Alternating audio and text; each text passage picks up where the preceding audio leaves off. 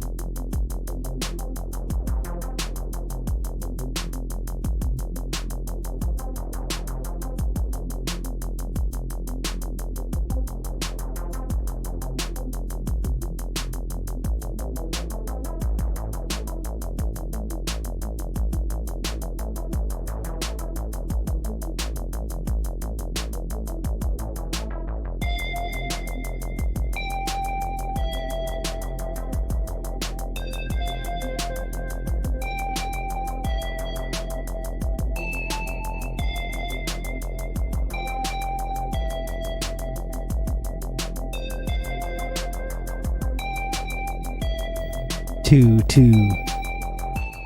check. Hello. That's right, I'm voguing. That's right.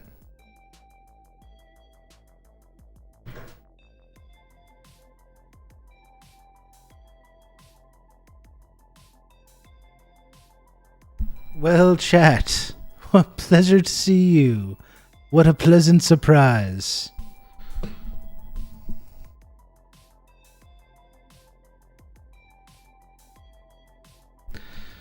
I'm just luring you in so I can press the little button that drops you down the shaft into the vacuum tube. Or no, the vacuum tube I guess would suck you up.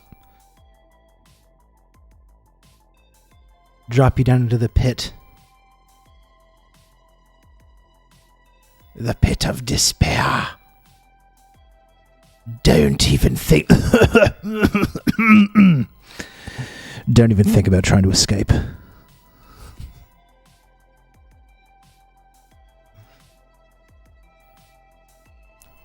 That's really one of the best gags. I love that. I love that. That pops me every time. That pops me absolutely every time. No matter how many times I see it. Every time it gets me. Don't even think about trying to escape.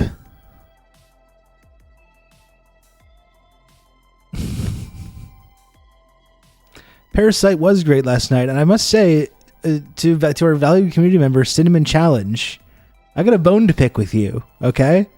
It's been 2 years. It's been 2 fucking years. You've been hammering me on this. You've been kicking my ass on this for 2 straight goddamn years. And we finally, my kid's in bed. I rushed to my computer. Oh, I wouldn't want to miss Parasite after all this time. Wouldn't want to let down people in the community.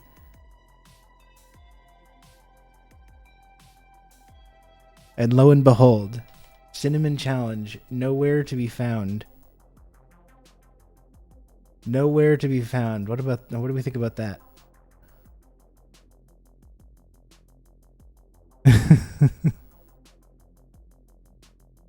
It's okay.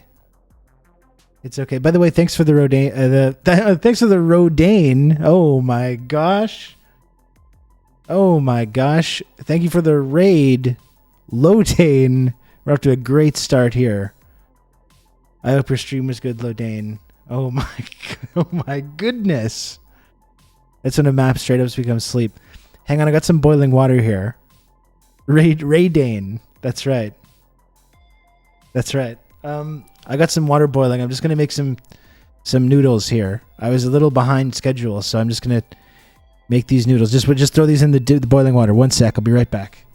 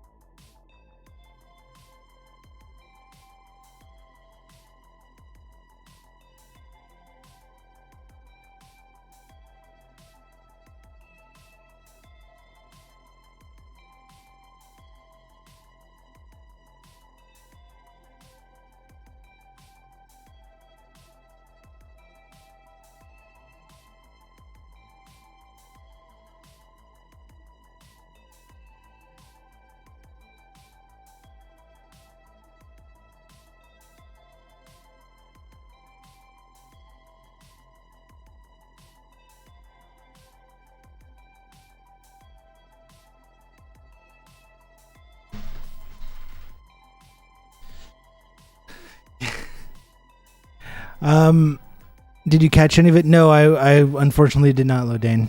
I unfortunately did not. I was dealing with some last minute stuff. I had to make an appointment. I had to make an appointment for Momo to get shaved. I had to make an appointment to put on my tires on my car.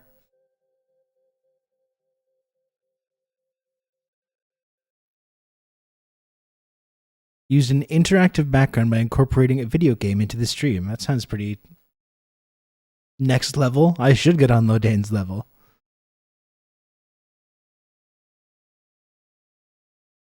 I like how South Korean movies will inevitably introduce you to some weird supernatural, but not really weirdo at some point, like a guy who's just kind of a goblin. I mean, one really interesting thing about Parasite is that it's almost like a couple movies. Like it's funny. Like it's really funny, especially the first act and maybe a bit into the second act, and then it really kind of shifts gears, and then it kind of has this kind of like denouement. You've just become an elite member of the Friendship Triangle. This kind of like epilogue. Oh my goodness, Brian, aka Lennon Smash, thank you for the 5 gifted subs. Holy Lord. That's so kind of you. Thank you, Brian. I appreciate that a lot. Oh, and may the 4th be with you. And that goes to everybody else. May the 4th be with you all.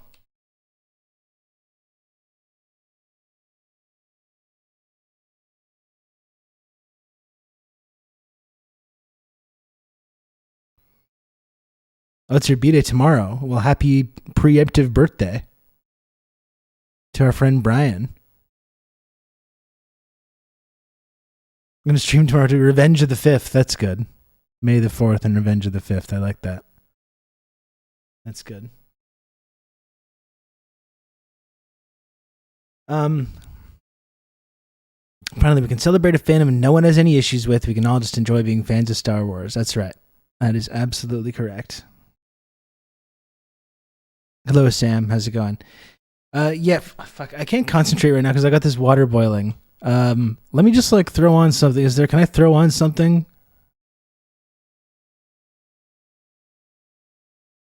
Is there like a daily roundup?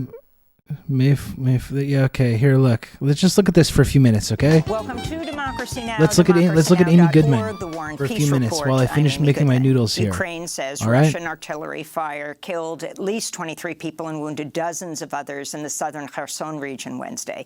The killings were part of a wave of Russian attacks across Ukraine overnight that came after officials in Moscow accused Ukraine of attempting a drone strike on the Kremlin aimed at assassinating, they said, Russian President they bragged about it after, so it was probably them. Ukraine's President Volodymyr Zelensky denied while speaking Wednesday from Helsinki. We don't attack Putin or Moscow. We fight on our territory. We are defending our villages and cities. Zelensky spoke today from the Netherlands during a surprise trip to The Hague, where he called for the creation of a war crimes tribunal in Russia's invasion that would be separate from the International Criminal Court. Ukraine is not a party to the Rome Statute, which established the International Criminal Court. Neither are Russia or the United States. Israeli forces have killed 3 Palestinians during a raid in the occupied West Bank city of Nablus. Hamas confirmed the 3 men belonged to their group, which governs the besieged Gaza Strip. Israel said they were responsible for a fatal April shooting in Jericho, which killed 2 settler sisters. A general strike has been called in Nablus in response to the attack. In Rwanda, at least 136 people are dead and thousands have been left homeless after torrential rains brought flash flooding and landslides to several parts of Rwanda. This is flood survivor Claire Uwineza, whose home in western Rwanda was destroyed. As you can see, I am left with nothing. No bed and no household. I came here for a job. I am safe, but all my belongings are gone. Rwanda's meteorology agency has linked higher than average rainfall than seen in recent years to global heating caused by human activity. Egyptian authorities have freed Al Jazeera journalist Hisham Abdelaziz 4 years after he was arrested and accused of belonging to a terrorist group. Al Jazeera called the allegations baseless and said authorities targeted Abdelaziz over the network's reporting, which has been critical of Egypt's U.S.-backed authoritarian President Abdel Fattah al-Sisi, who took power in a 2013 coup. Tens of thousands of people have since been arrested in a crackdown and dissent. Among them are 2 other Al Jazeera journalists, Bahauddin Ibrahim and Rabi al-Sheikh. Protesters have confronted Secretary of State Antony Blinken over the Biden administration's persecution of WikiLeaks founder Julian Assange and for failing to condemn the killing of Palestinian-American journalist Shireen Abu Akleh, who was killed by an Israeli military sniper last year while reporting from the occupied West Bank. Wednesday's protest was led by Code Pink's Medea Benjamin, who interrupted Washington Post columnist David Ignatius as he interviewed Blinken in a forum marking World Press Freedom Day. Excuse us, we can't use this day without calling for the freedom of Julian Assange. The Biden... At this point, the live stream went silent as Medea Benjamin hooked her leg around Blinken's chair while security pulled her off the stage. Take it easy, take it easy, take it easy, guys. Not one word about journalist Shireen Abu Akleh, who was murdered by the Israeli occupation forces in Palestine. One word about We're here to celebrate freedom of expression, and we just experienced it. Reporters Without Borders warns 2023 is among the worst years on record for journalists worldwide, with 7 media workers killed since January 1st and 563 detained or in prison. The Federal Reserve has voted to raise interest rates for the 10th consecutive time. Fed Chair Jerome Powell announced the latest increase Wednesday, which brings the benchmark interest rate to a 16-year high of more than 5%. Reducing inflation is likely to require a period of below-trend growth and some softening of labor market conditions. Labor organizations blasted the Fed's move, saying it will drive unemployment higher and further risk plunging the economy into recession. Massachusetts Democratic Senator Elizabeth Warren accused Powell of, quote, aiming to put people out of work. Authorities in Texas have arrested the wife of the suspect in last week's mass shooting, which killed 5 people in the town of Cleveland, Texas, including a 9-year-old boy. Dimamara Nava is accused of helping This story her is husband, fucking Francisco horrifying. Oropesa, as he evaded capture for 4 days during a statewide manhunt. Last year, she asked a judge for a restraining order against Oropesa after reporting he was drunk and had physically assaulted. Fucking one of the most there's a lot of horrifying stories to get in today, and it's kind of the title of the stream, what I wanted to get into. After this situation, the news of this story came out about this person who just was asked to stop shooting his fucking gun and then just executed an entire family. There's under those kind of incidents, you see the same kind of chorus being like, it's the guns, got to get rid of the guns. And to an extent that is true. I mean, to extent the idea that anyone can get one of these extremely deadly weapons at any time obviously increases the level of violence that's going on. But I do think that there's something beyond that, though. It's not just that. I think that it's like a symptom, but it's not the actual disease. There's a deep sickness. There's a deep sickness at the heart of America, I think. Which I think is just revealing itself more and more. I mean, it's always been there. Maybe we're just more aware of it because of social media and because of being able to share these stories, but it really does feel palpable, this deep soul sickness within America. And this is just kind of a manifestation of it. And obviously the guns are a large factor, and the ability for people to, get these firearms despite whatever meager limitations are there. But there's something beyond that, though. I think it's not a complete analysis to suggest that that's the only issue there. Even with the stuff with all the school shootings, like we talked about, just raising the age to be able to purchase these weapons from 18 to 21 would actually make a huge impact, because a lot of these school shootings are done with weapons that are purchased totally legally immediately after the person turns 18, and just making it slightly more difficult from someone when they're 18 years old to purchase a fucking deadly assault weapon would make a difference, obviously. But it's not getting at the ultimate problem, which is the fact that there's these people that are 18 years old that have these violent tendencies and inclinations and desire to go and mow down their classmates or mow down little kids. That's not the guns that are the problem. There's something else way beyond that.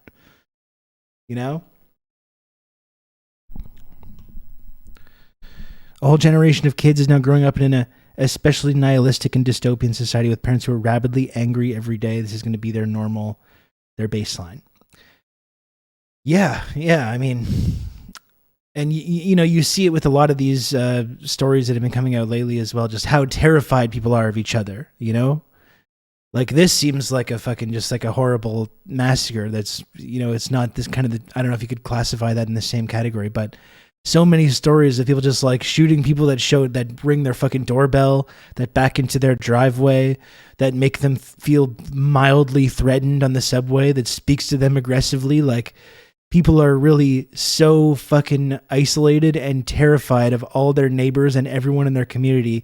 It's the kind of logical extension of this, like the individualism, the rugged, ruthless individualism, which is kind of at the heart of capitalism, but America in general, because capitalism is how we understand it, is kind of like a, America is the head of that. We saw a lot of that in watching Parasite last night, when the working people in Parasite, who should be working together and finding solidarity with one another to con the fucking rich, wealthy dumbasses upstairs, but they can't do that because they're growing up in this economic system that teaches them to hate each other and to try and climb over each other out of the crab bucket. A country built upon a foundation of bloodlust and genocide, a deeply sick and twisted place. Yeah, and like the violence has always been there, right? The violence has been there from the birth of the country. There's always been violent crime. In terms of like what they've recorded, it seems like I think violent crime has actually gone down, as much as the news stories are up about it. But there's still just this, and then you have like, the deteriorating empire vibes, the deteriorating socioeconomic conditions. It's just this really toxic stew that is leading to such these incidents of just absolutely horrific violence. Yeah, the road rage for sure. Like, I don't know. It just seems like people are so fucking on edge.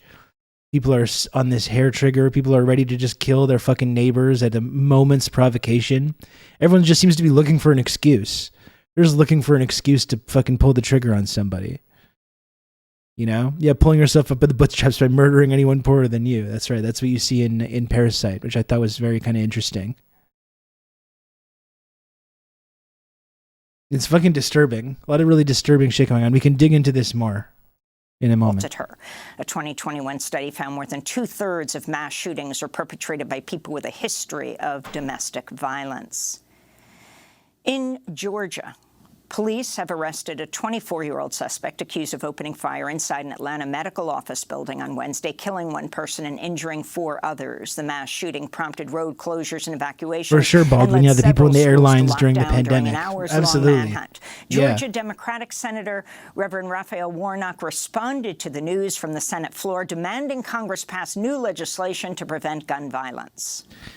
But here's the go. You got Warnock in Georgia. He's demanding more legislation to defend against gun violence. And we all know that's going to manifest itself in more cops. This is the fucking problem, isn't it?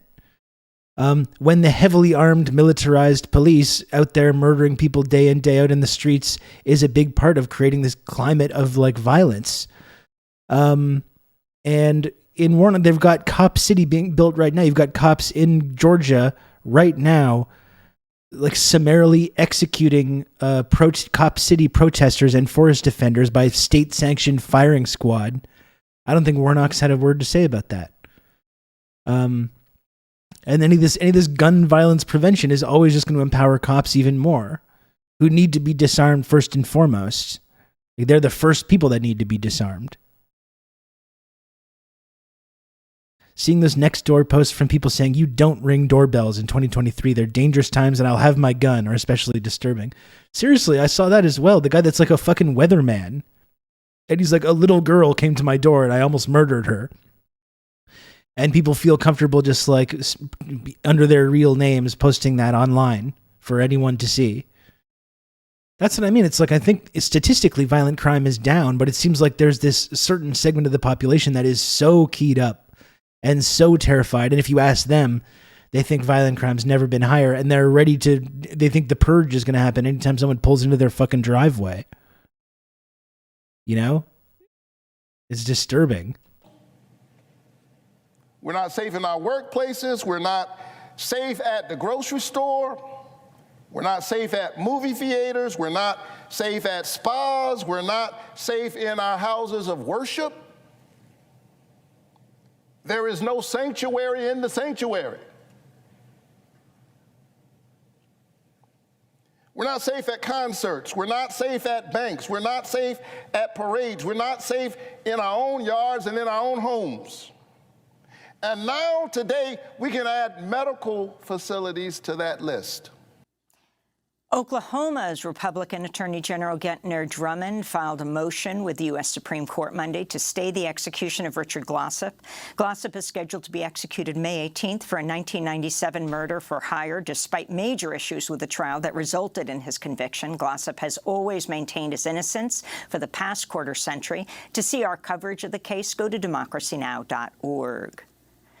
Montana's Republican governor has signed several bills severely curtailing the right to abortion. One bill directly conflicts with a 1999 Montana Supreme Court ruling that the state constitution's privacy clause guarantees the right to an abortion. Other legislation would require abortion providers to track more paperwork and requires pregnant people to submit to an ultrasound before getting an abortion. Oh, no, she said pregnant people. Oh, no. Oh, let's have a big round of discourse about this. Oh, like my fucking life is ruined. But where's TYT on this? TYT needs to hold Amy Goodman to account for using this kind of language. Oh, my God. Head of Montana President Martha Fuller said in response, quote, by adding unnecessary and burdensome red tape to a safe and legal medical procedure, these politicians have made it clear that it was never about our health and safety. It was always about undermining our personal freedom and shaming people who seek abortions, she said. In Tallahassee, Florida, police arrested 14 protesters who staged a peaceful sit-in Wednesday inside the office of Republican Governor Ron DeSantis. Florida's Dream Defenders organized the action to protest new legislation banning abortion after 6 weeks, denying gender-affirming care for youth, rolling back rent control, banning discussions of LGBTQ issues in the schools, and cracking down on immigrants and unions. Dream Defenders co-founder Nyla Summers said protests would continue until DeSantis agrees to a meeting.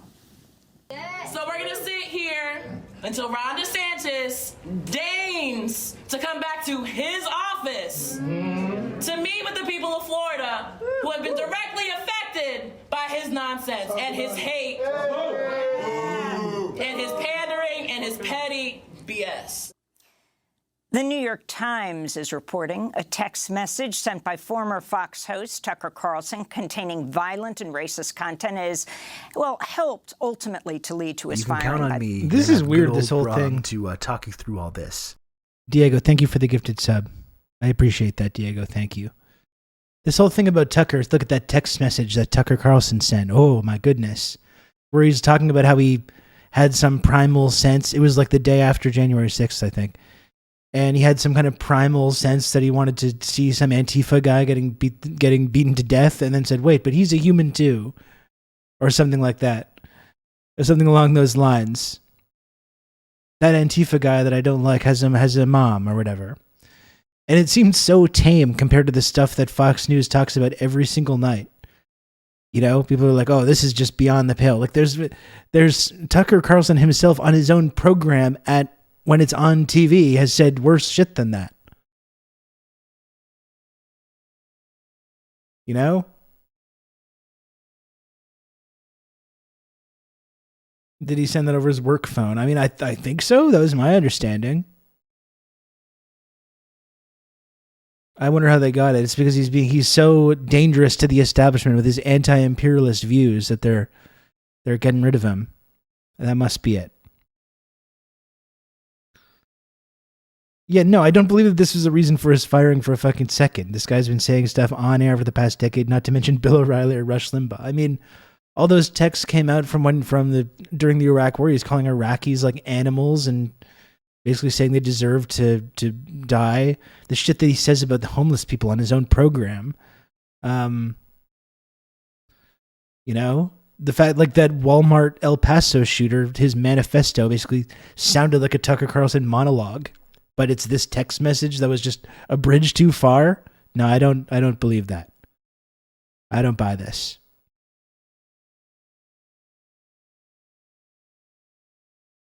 Seriously, Sam, like I thought it was kind of compassionate by Fox standards. Seriously, like it's pretty fucking tame compared to what Fox News and what he himself says on his own platform, like on a nightly basis. Yeah, it sounded like it was too sympathetic. Seriously.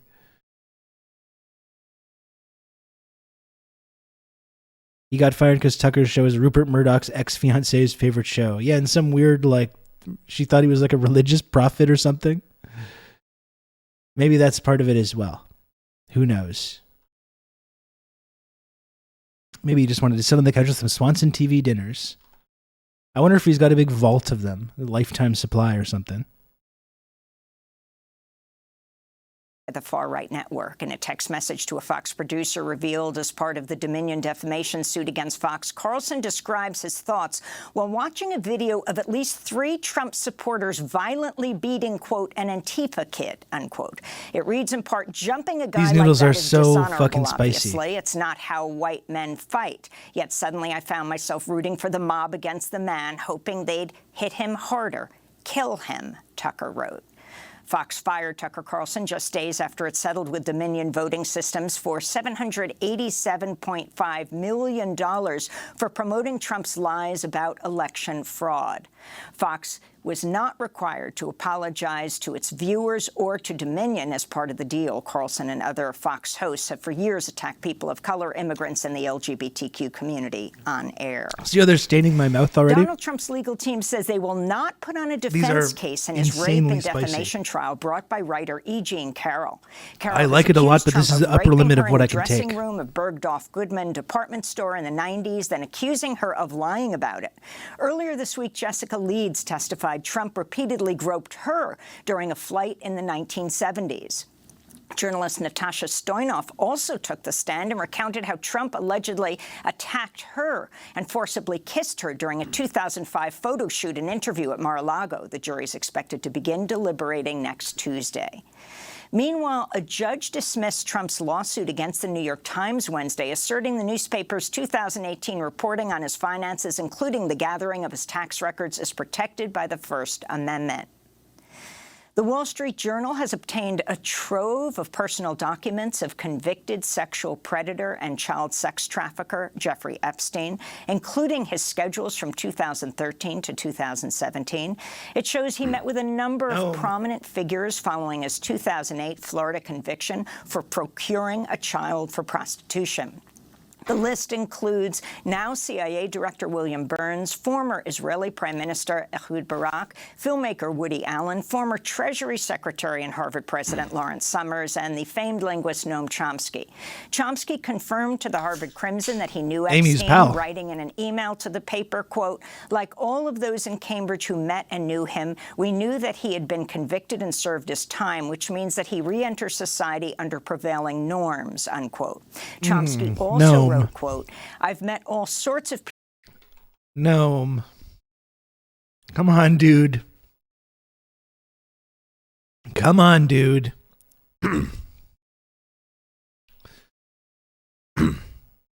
Chomsky confirmed the teenage girls were asking for it. Well, and you know, even if Chomsky didn't participate in any pervy behavior himself, you know, it's still just meeting with the guy, you know, regardless.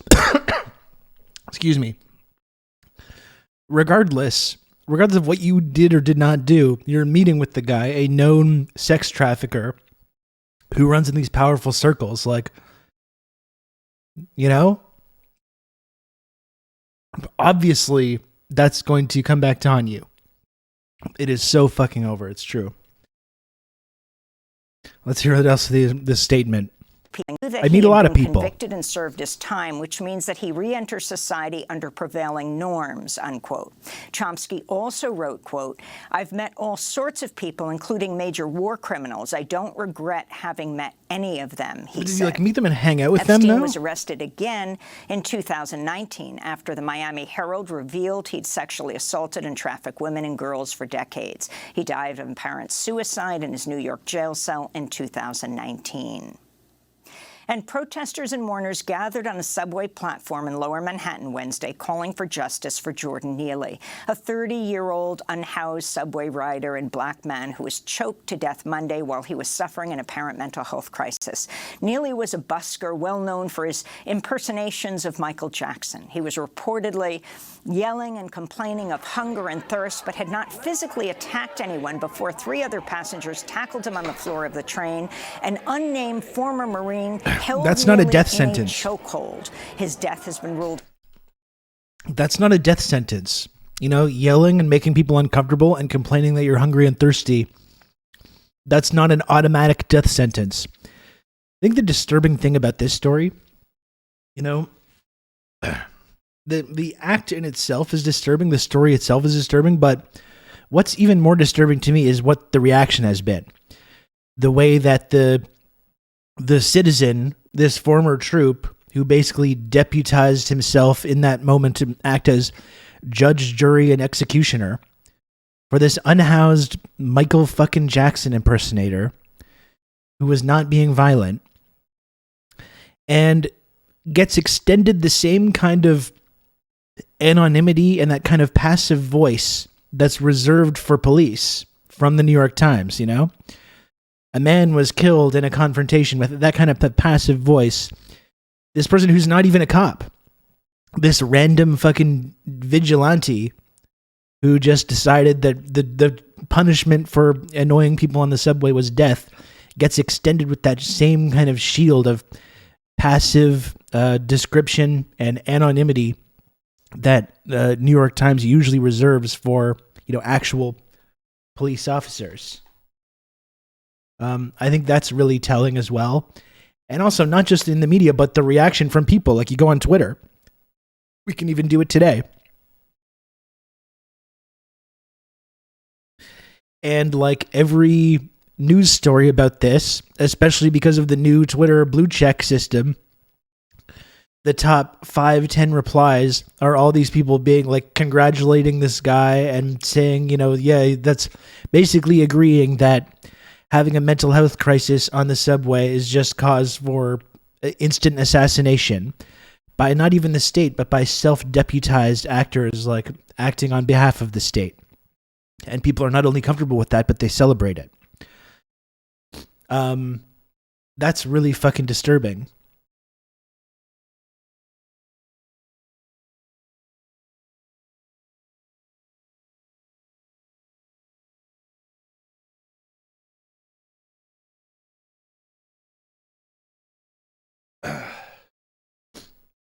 It was like hero ex-Marine saves train from violent vagrant.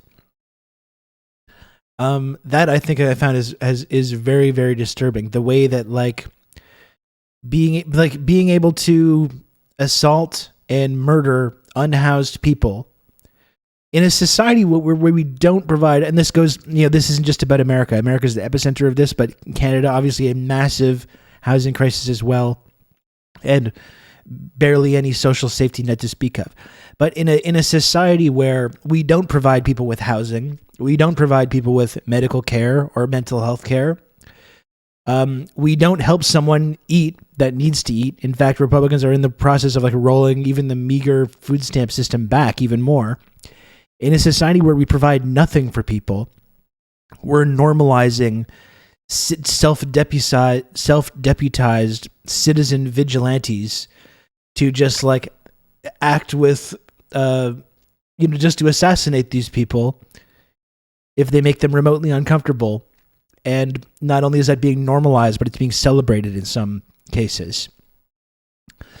And just look at how people talk about, like, you were making fun of the Young Turks earlier. They're guilty of this as well. They've been talking about the homeless communities there. Like, look how people dehumanize and talk about the homeless, or these communities, these tent encampments, or these like people living on the street with nothing, living in absolute squalor and despair because they have fucking nothing. And listen to how people talk about them. As if they're fucking vermin. Listen, that's what Tucker Carlson did, right? Whenever Tucker Carlson talked about this issue. Talking about them as if they're vermin, they're less than human, they're a nuisance. And now we're kind of, this situation is being created where just deciding arbitrarily to murder these people is like something that is either ignored or celebrated.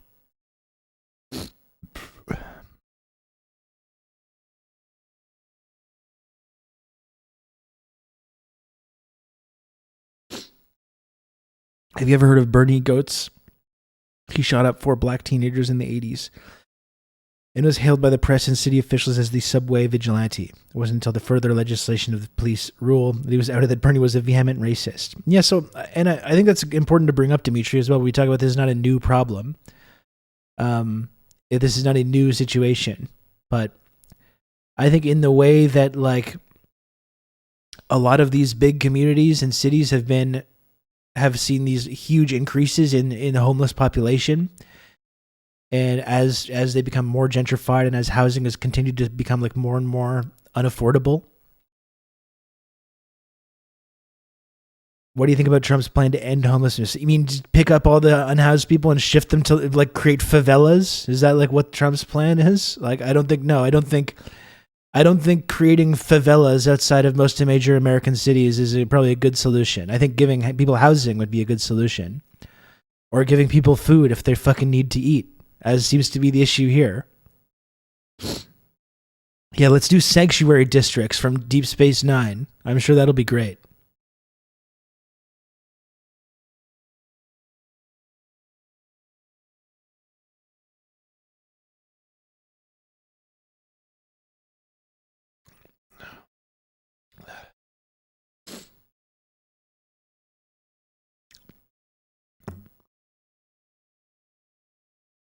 When we keep score with dollars, having nothing surely means you're a bad person, by extension bad for the rest of society. And I think that's a scary thing for a lot of people as well, is like a lot of people in America and Canada are one paycheck away from being in the same situation, you know? Like even when we look at these unhoused communities, it's not like all these people are just like drug addicts or people with mental health issues. You know, obviously these people are there. These problems exist, of course. But there's a lot of people that have jobs. There's a lot of people that have families. Like there's a lot of people that are like working, you know? And most people, again, are one paycheck away from being in the same situation. And rather than like looking at that as a grotesque injustice, again, that's what you see in Parasite. Parasite exemplifies this kind of idea perfectly.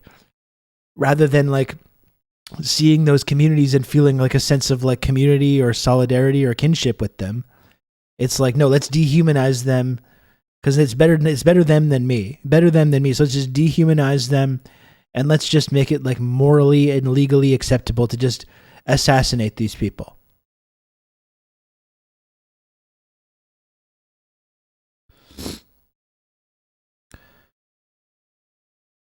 It's the closeness to it that drives the hate. Yeah, I think that's an interesting way of looking at it. Yeah, I think so too. We can't possibly defund the... Sorry.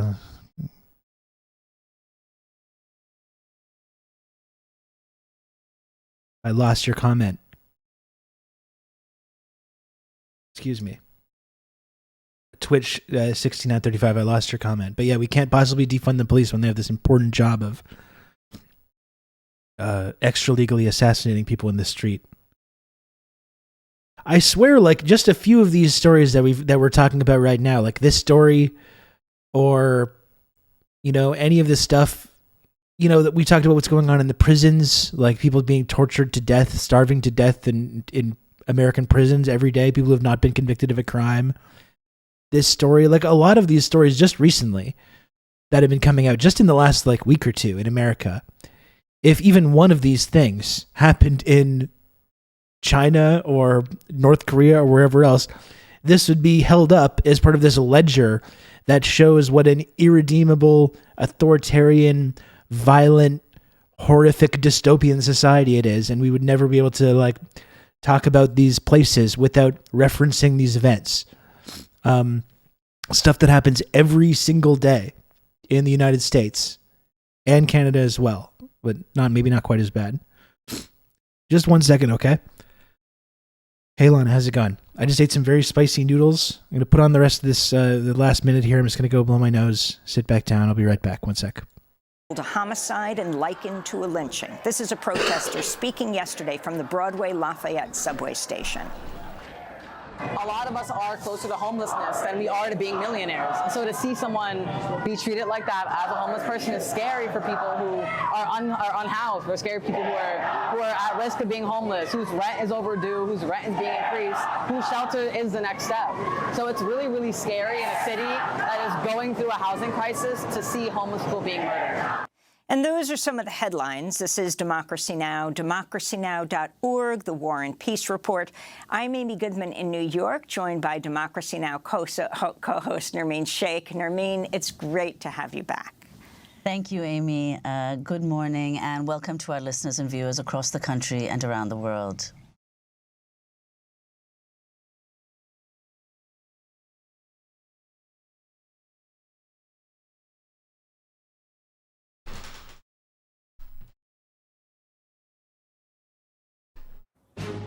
Tonight, the massive manhunt.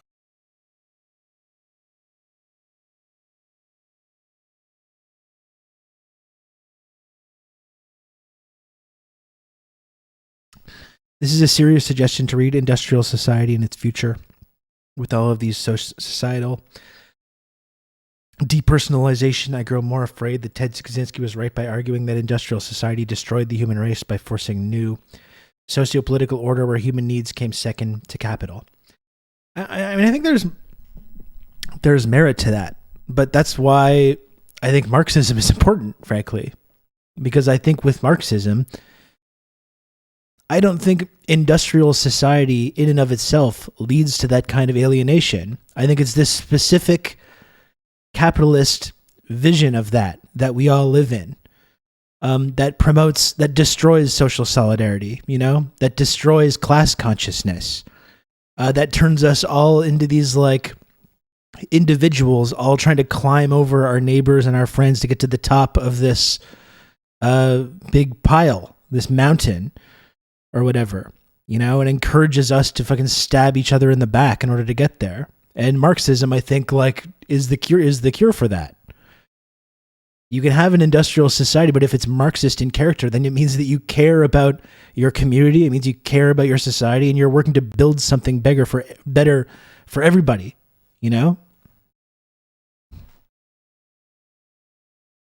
It's exactly why our society is so deeply anti-communist, because these ideas are it's antithetical.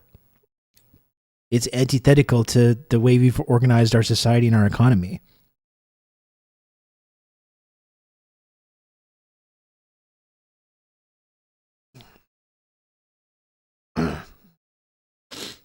Yeah, and it's not even to get to the top. It's just to get air to breathe these days, for sure. Yeah, it's like no one even has any illusions about getting to the top. No one's even has any illusions about getting to the top. It's literally just like, I need to fucking live with some measure of dignity. How about that? China's highly industrialized, but also has much more social conscious. Yeah, because that's taught from like a young age. That's part of the culture now. And there was a cultural revolution to ensure that would be the culture.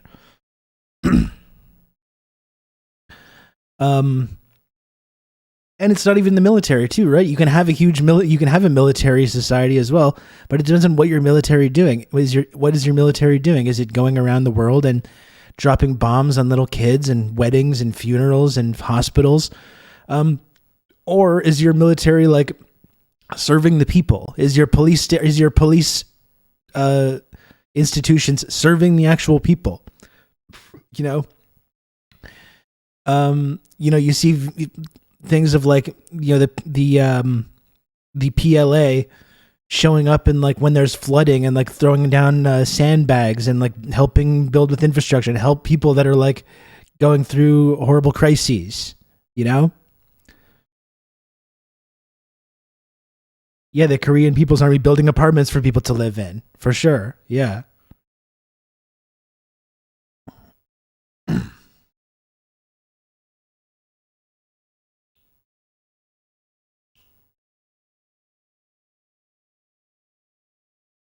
I think maybe the problem might be capitalism. Well, I think that's why the China example is interesting to me, Twitch 6935, because it's the difference between having a capitalist society or having a socialist society that uses capitalism to develop. You know, they made this bargain that like we're going to use capitalism to develop our infrastructure, to develop our productive forces, to be able to feed everybody. Versus like, is your society so organized around like the ethos of capitalism, and it's like the mindset that's drilled into everybody? Like that seems to be a big difference as well. You look how the Vietnamese military mobilized during COVID, for another example. Absolutely, yeah. Absolutely.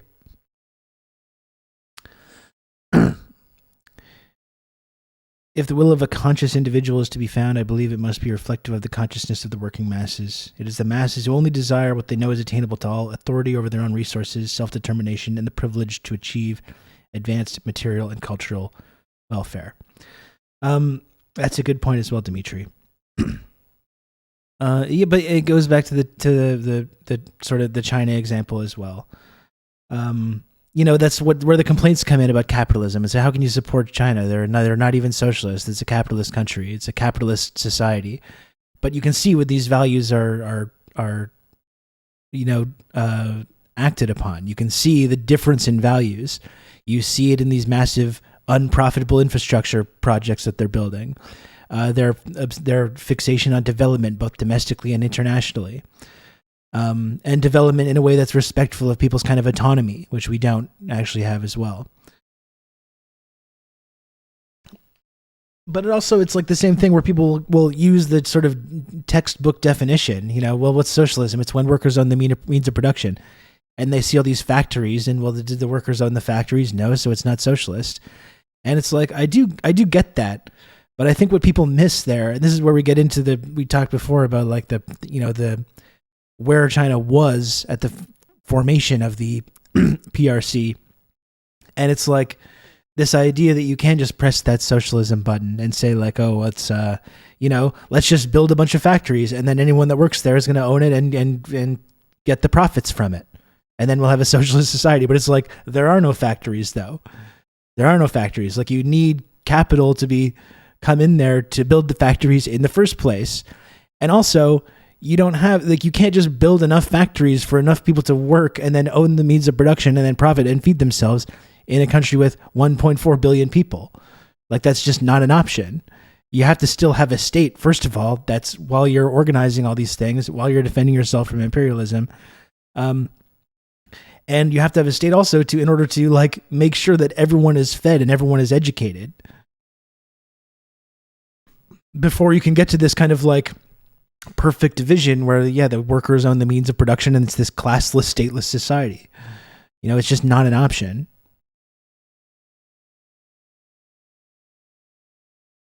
The Geopolitical Economy Report on Understanding China's Economic System posted in your Discord is great. Well, I think I would like to watch that today. Because that seems kind of interesting. I tried explaining socialist organization to someone but lacked the knowledge beyond when workers own the means of production. I didn't know how transitioning would work. Yeah, and that's one of the cool things about reading theory is you realize like, oh, this has already been written about.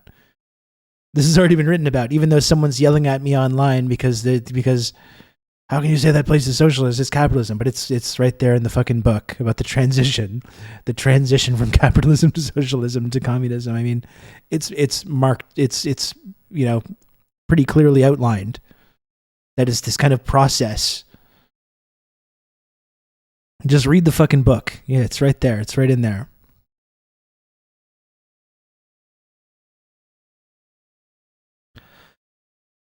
Also, the reverse, if you don't own the means of production, you're working class. Gets the massive side. I bet that's a different argument. Yeah, exactly. People have a hard time understanding that. So I don't want to just like transition to talking only about China, because I did want to fixate on this a little bit more of this stuff.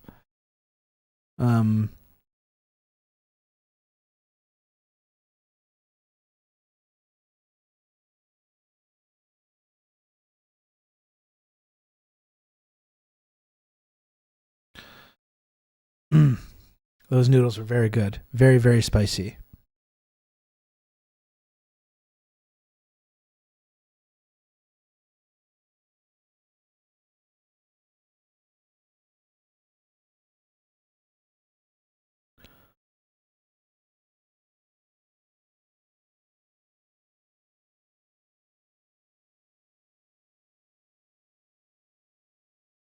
I do want to take a look at this story, you know?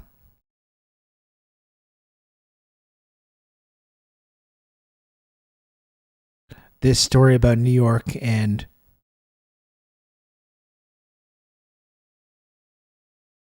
the way people are responding to it. I think it's still worth spending some time taking a look at that.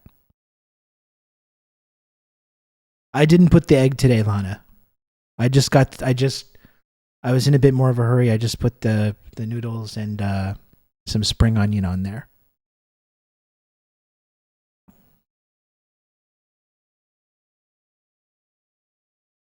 It wasn't the double spicy. It was just regular spicy, but it's still quite hot. And I'm not sure there's a good answer to how do socialist states defend themselves without having a massive industrial base that's extremely bad for the environment. There's no easy answers to that as well. Although I think if you look at the China example, it is at least interesting the way that they have this transition planned, and they know that they have to use certain like fossil fuels and coal in an effort to keep the lights on for everyone. But they at least have a plan in place to go away from that. They don't have any illusions that they can just do that overnight. But they do have a specific timeline in mind that where they're going to transition into these renewable energy sources.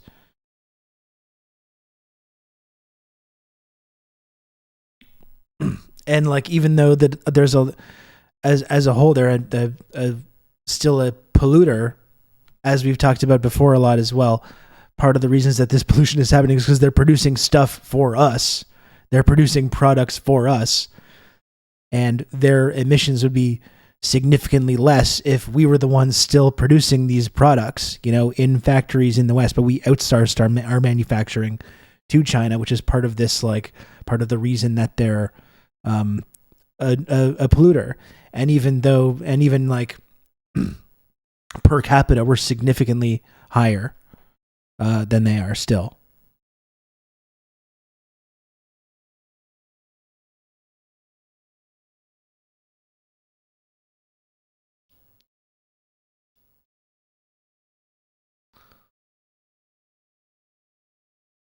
That, and I think producing more for need and cutting down waste will do a lot. Yeah, I mean, it's just fucking grotesque, Lana. Like when you see the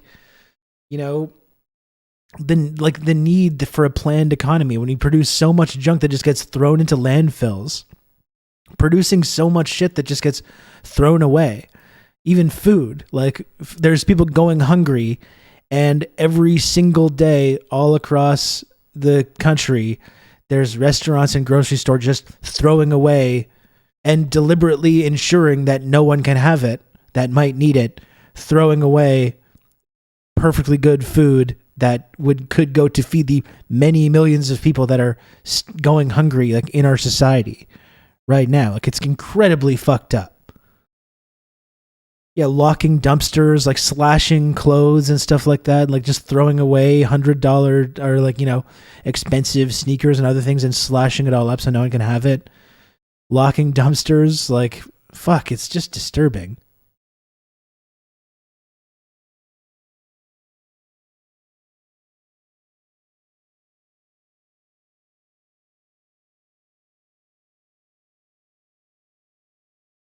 And then apps pop up to pretending to be taking care of the problem because capitalism will fix itself. Yeah, or like you have the woke products versus the non-woke products. And you could you purchase one to signify your political beliefs.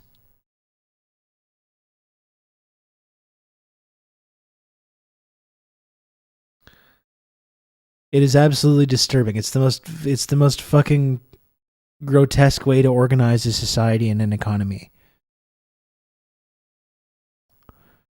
Poisoning food by drenching it in bleach, and poisoning the food that we do eat as well with like microplastics and whatever fucking cancer-causing agents that are poured into the food that we all eat.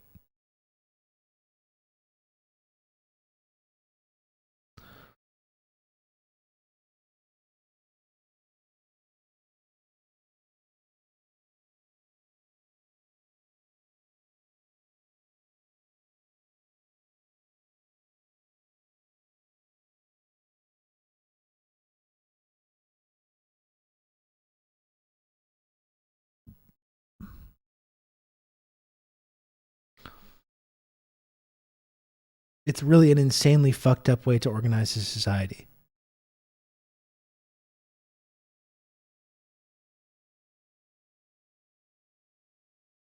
Lots of industrial accidents lately. Well, that's the thing, moist outlets. Like, I'm not really conspiracy pilled on any of that stuff because I think it's one of those Occam's razor situations where it's the easiest explanation is the most likely, where it's decades of neoliberalism and underfunding, rolling back safety regulations, not investing in infrastructure. Like, yeah, there's going to be industrial accidents when it's like, this is the economic reality that all these industries are operating under. You know, they've lobbied and fought to remove whatever safety protections where there once was. Everyone is overworked. Everything's underfunded. All the roads are falling apart. All the bridges and railways are falling apart. Like, yeah, there's going to be accidents.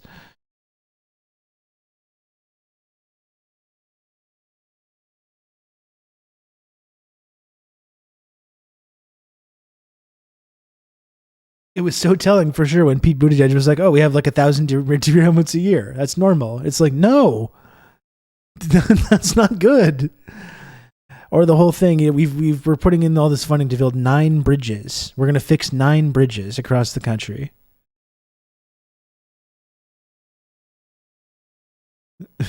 You know?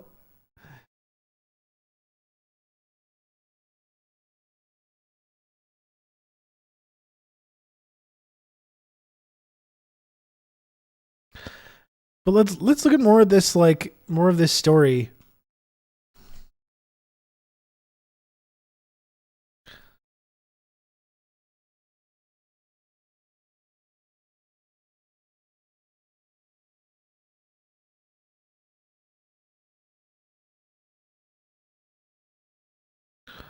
Jordan Neely.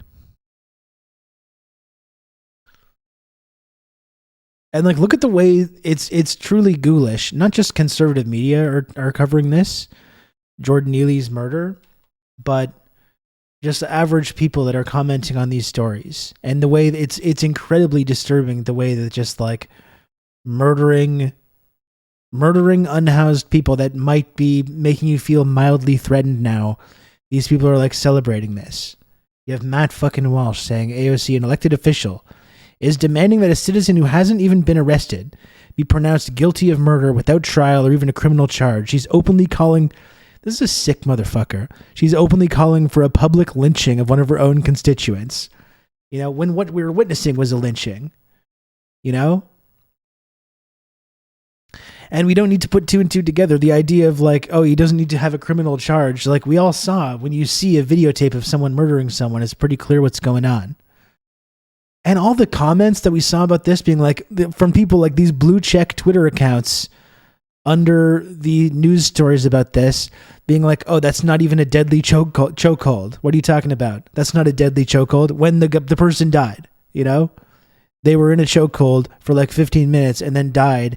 And you have these blue check people being like, actually, in terms of a form, that's not technically deadly like that. But it's like the fucking guy died. Did everyone just forget that this freak is a pedophile? I mean, this obsession with like child fertility and child brides and shit definitely is someone that should be lecturing everyone about morality. They literally don't understand due process. They don't understand principles. They lack understanding. It's beyond the pale. This is what totalitarianism looks like in practice. Elected officials demanding citizens go to jail without trial. But these people are also celebrating someone being extrajudicially murdered without trial, though. It's weird how they'll defend the person who engaged in this crime, and so even though that's not even what AOC is saying. But someone who has not been convicted of a crime, to say nothing of this guy on the subway, there's people across America that are in prison right now that haven't been convicted of crimes, that are dying in prison right now that haven't been convicted of crimes, and these people like that. They celebrate that.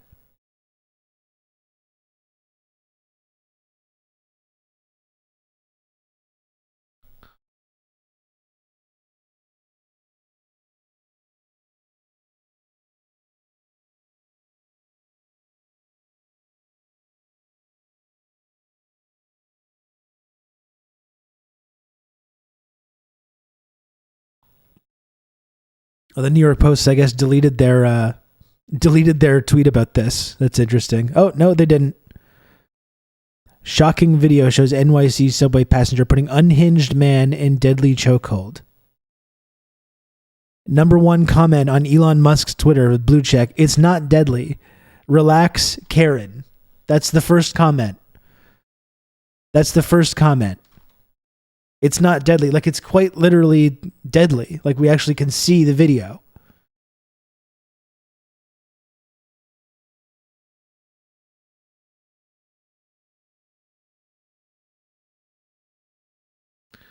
There are actually a lot of women in prison literally for self-defense. Absolutely, for sure. This Marine goes free for a lynching.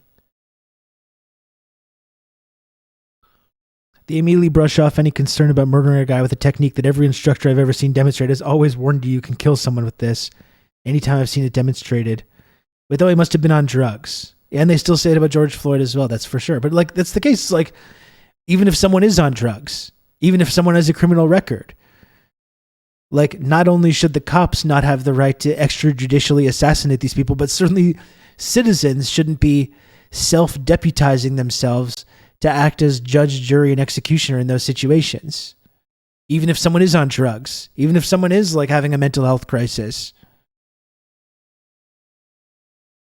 You know, that's not an instant death sentence. But these people are all celebrating this. People acting erratically could immediately become a danger. Pull out a gun, a knife, etc. You can't just sit around and hope that they don't. This man did the right thing and neutralized the threat. The police agreed as no charges were filed. These are all the top comments on Elon Musk's Twitter, all the blue check comments. And I guess there is a link, isn't there, between like the violent exportation of imperialism versus what you see domestically here, you know? When you can justify a preemptive strike, a preemptive attack against a country that has done nothing to you, and you convince people that it's okay because they might eventually pose a threat, and you go in and kill 1 million people. You know, that's the mentality that you're nurturing for people, either consciously or unconsciously.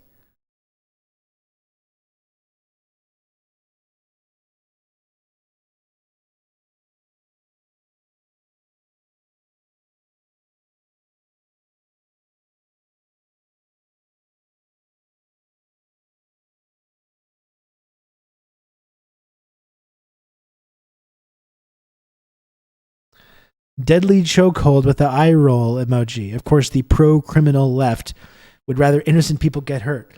And again, this person was innocent. This person didn't do anything. This is a fucking Michael Jackson impersonator who had nowhere to live and nothing to eat.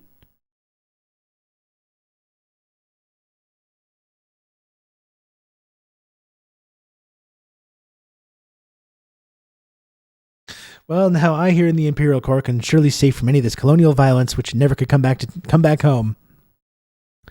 Takes large John Stewart like drinking water before reading the news.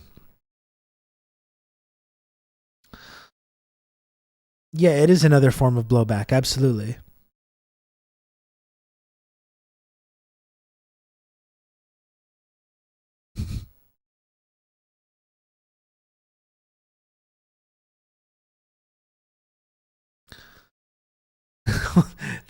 This is good.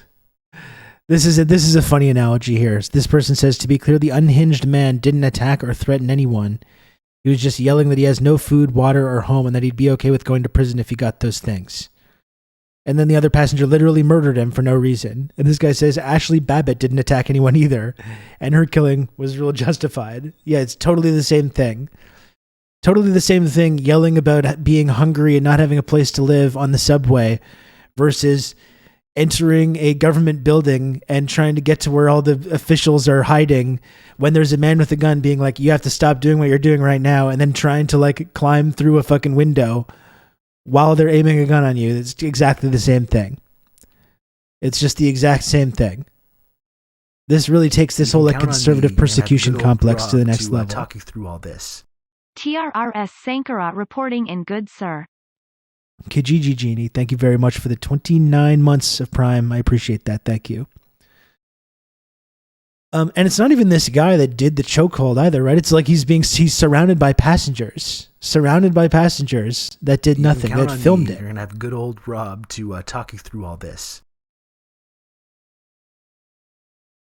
I don't think she should have been shot either. I would say my sympathy is significantly less, you know? My sympathy is way down there compared to this case. I don't think it's a very good analogy.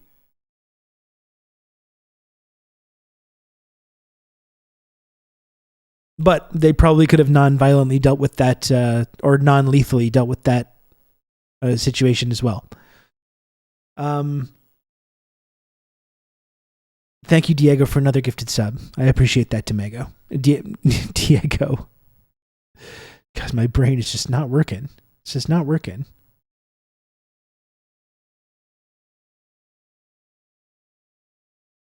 She went into a situation where she knew she might be shot at by the military, or at least she definitely should have known that. I mean, all these people were talking about, like, it's 1776, we're overthrowing the government and everything. Like, yeah, again, I'm not going to go and support the cops, but my sympathy is low on that.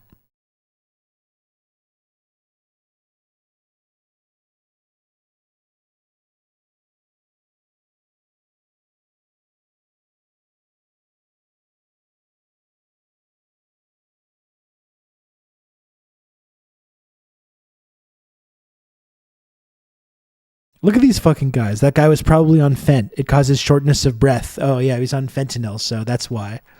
So that's that George Floyd thing. It's called a sleeper hold. That seems like a normal chokehold. I mean, the guy fucking died.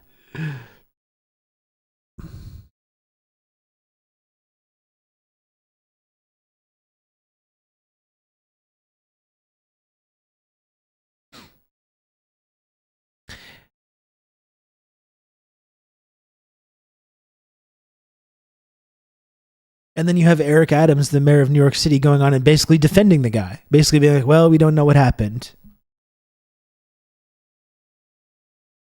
You know, well, we can't make a judgment.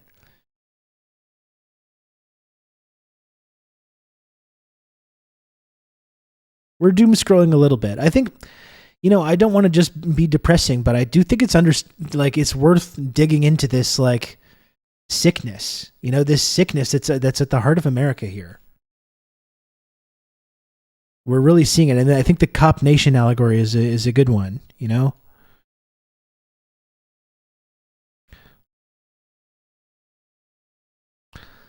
I see so much Ben Shapiro and Matt Walsh in my fucking For You algorithm. And like, what is this? You've got New York Working Families Party. Jordan Neely loved to dance and perform. On Tuesday, while suffering a mental health crisis, he was choked to death while people watched and cheered. Jordan needed care. Instead, he was brutally murdered. This is not who we are as New Yorkers. I mean, that last part maybe I would disagree with, but like...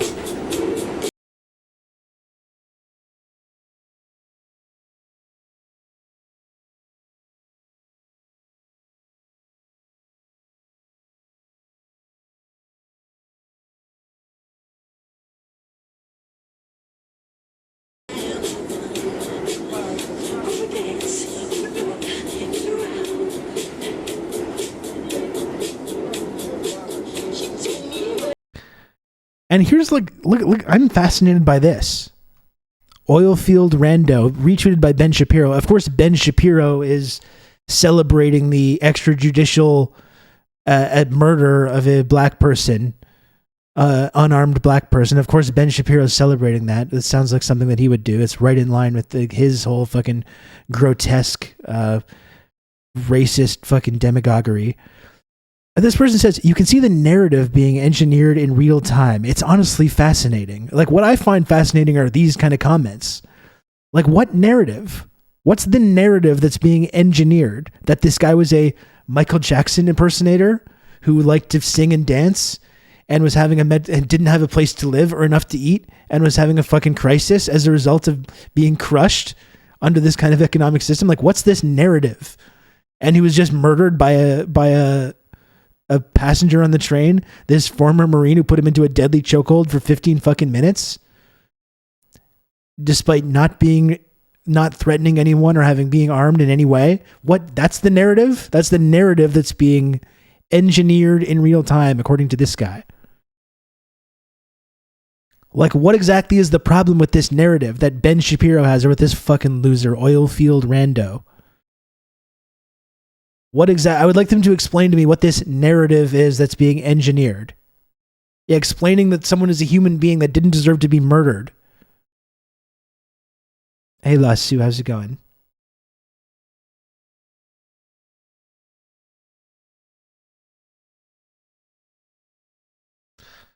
Let me see if I can find this other fucking Ben Shapiro tweet that I wanted to look at.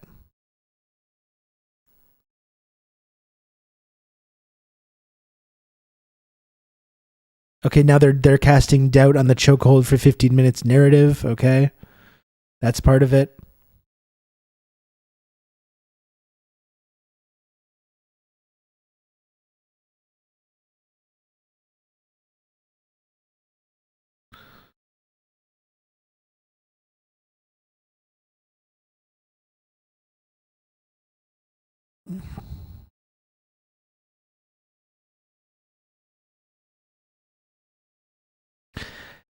And here's the way they do this kind of shit too. 11 people were murdered on the NYC subway last year. You do not know any of their names. Over 400 people were murdered citywide. You don't know any of their names. But there is this criminal justice system. If you commit, like, the people that are committing these murders on the subway that Matt Walsh is referencing didn't just get led away by the police, though. That's kind of the difference, right? The people that murdered someone on the subway are subjects of state violence themselves. They're subject to imprisonment. They're subject to actual legal ramifications. The difference here is that this person murdered someone and then got proclaimed to be a hero in the media by these people and got interviewed by the police and immediately let off the hook. That's the fucking difference, Matt Walsh. You dumb fuck. That's the difference. Not just that someone was murdered on a subway, but that a homeless person having a mental health crisis was murdered by someone who was hailed as a hero by the media and was not charged with a crime. Usually when people commit murder on camera, they're at least held in prison overnight or held by the police, or they're charged with a crime. Because as far as I understand, murder is actually a crime still. Yeah, none of these murders were elevated to hero status. Like, this is the fucking difference that these reactionary fucking Nazis don't want to acknowledge.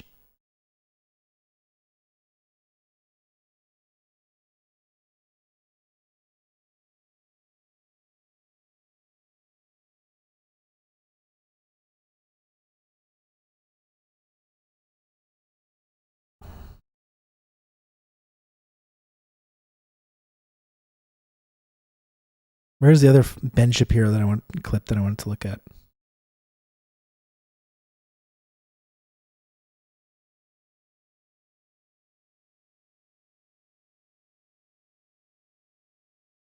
Not one other person of the many who have been attacked, beaten, raped, or murdered on the NYC subway by deranged criminals and drugged up homeless people has ever gotten this kind of response.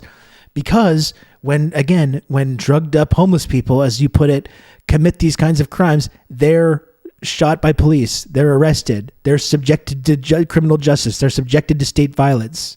Did they not see the fucking difference here?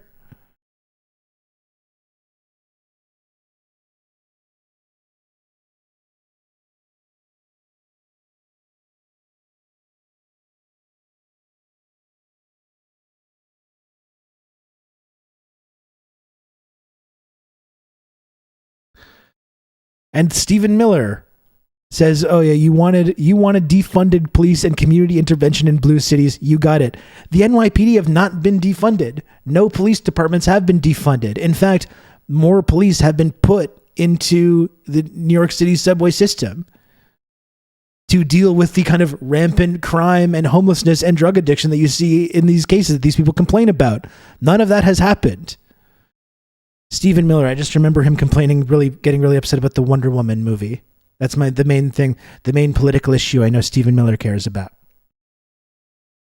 None of the NYPD has not been defunded. In fact, quite the opposite. They've gotten even more funding, even more resources, specifically to go into the subway to violently assault homeless people and people that are going through drug addiction, people that are going through mental health crises.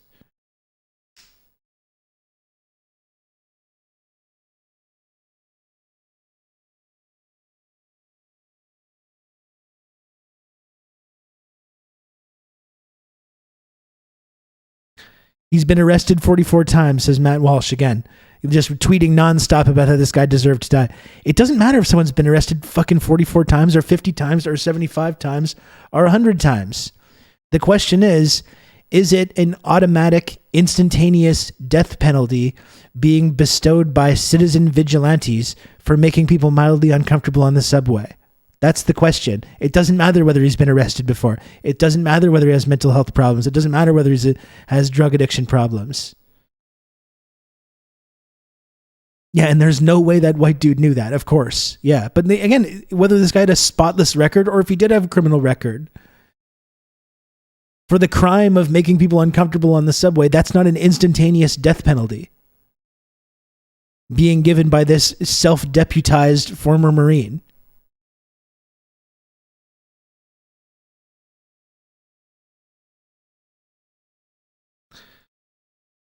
Yeah, and again, this is what I wanted to look at too from Ben. It's time for another bout of enormous protests that devolve into riots based on a lie. I would like to have some more information about what he actually thinks is the lie here. I know he thinks Trayvon Martin deserved to be murdered. Unarmed Trayvon Martin deserves to be murdered because he attacked the fucking violent racist lunatic that was following him in self-defense. That was the whole thing with Trayvon Martin, right? Oh, he attacked the guy. He attacked Zimmerman. Yeah, he's being followed by this fucking deranged armed lunatic who had obviously violent homicidal intentions toward him. And yeah, he attacked this guy that's following him around and harassing him. That's the lie that I think Ben would point to when it comes to Ferguson. Or what, it was George Floyd. Again, George Floyd, who was also had a criminal record, who also maybe had drug issues or whatever. But we all saw the video of Chauvin and George Floyd and the kneeling on his fucking neck while he begged for his life. Was that wasn't a lie? But of course, according to men, it must be. But again, what's this lie here? What is this lie? When it comes to this guy who's just been assassinated for no fucking reason on the subway. You know, what is this lie that he's talking about?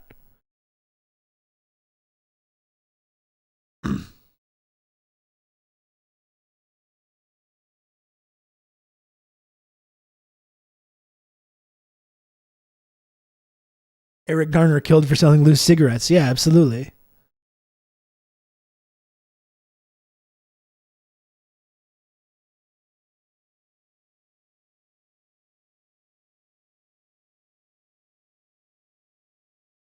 You know, so look at the way conservative media are responding to this, you know, just basically suggesting that it's not only okay, but like acceptable and great that this person was just extrajudicially assassinated by somebody, by a self-deputized vigilante.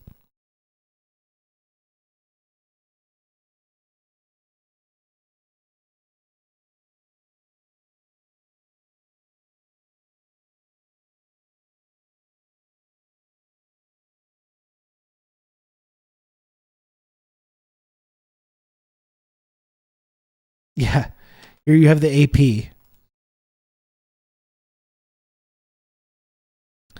The choking death of a man with apparent mental illness in the New York subway set off powerful reactions, with some calling the chokehold a homicide and others defending the passenger's action as a defense against disorder. Like, Jesus Christ, you know? You got to hear both sides. Some say that it's murder to do that, and some say that it's totally okay to choke homeless people. And we're here at the AP. We're not really in a position where we can pass any kind of moral judgment. Some calling it a homicide, like the goddamn medical examiner. Yeah. Eric Adams has made it so if you look at a cop wrong, you can be thrown in a mental institution without due process. And it's been incredibly grotesque how he's been out there like defending this.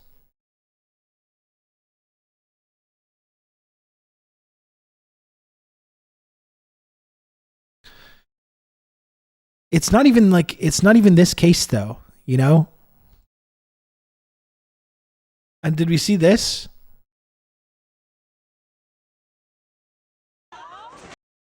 And again, the media typically plays a big role in this as well, manufacturing this narrative about shoplifting as well. Customers tries to take matters into his own hands, knocking alleged thief to the ground at a TJ Maxx store. A good Samaritan trying Like a good Samaritan. That is the first fucking, listen to that. Jesus Christ. The first thing that they say. Let me hear that one more time. Holy shit. And a good Samaritan trying to stop two alleged thieves at a TJ Maxx. A good Samaritan. Is that how that story in the Bible goes? I don't recall that part of the story. I don't recall the good Samaritan story being about a fucking person who beats the shit out of someone who has nothing, that's trying to make ends meet by stealing from a massive billion-dollar corporation. Like, what the fuck? Talk about self-deputized people. Why the fuck are you assaulting people, assaulting women, violently assaulting them who are stealing from this billion-dollar corporation that you don't even work there? Why are you assaulting people to defend the integrity of TJ Maxx? This is the kind of thing that is being drilled into people's heads in the United States of America. You know, you should assault, beat, kill people that are stealing from this massive billion-dollar corporation. Rob to talk you through all this. Read your Bible, TRRS Kim. Thank you, Moist Outlets, for the 26 months of Tier 1. Thank you. You know? And there's stories as well. There's stories about like some of these employees, like Walgreens employees, shooting people that are trying to shoplift. You have this kind of stuff. This random guy just brutally assaulting someone that's stealing. Like, who fucking cares? What difference does it make to this guy whether someone steals from TJ Maxx? How does that affect this man's life in any way? But again, it's the cop nation. It's not just the police. It's this cop mentality that infects everybody, which seems to be getting worse. And the media is a big part of this. Like we talked up front about how, like, when you look at violent crime and a lot of these things have gone down. But according to the media, there's these huge shoplifting crises. There's these dangerous fentanyl dealing rapist murderers roaming the streets. People are so paranoid with fear for people that live in their country, their neighborhood, their city, their community, that they're willing to like commit acts of like brutal vigilante violence against people that are doing like that are not affecting them in any way.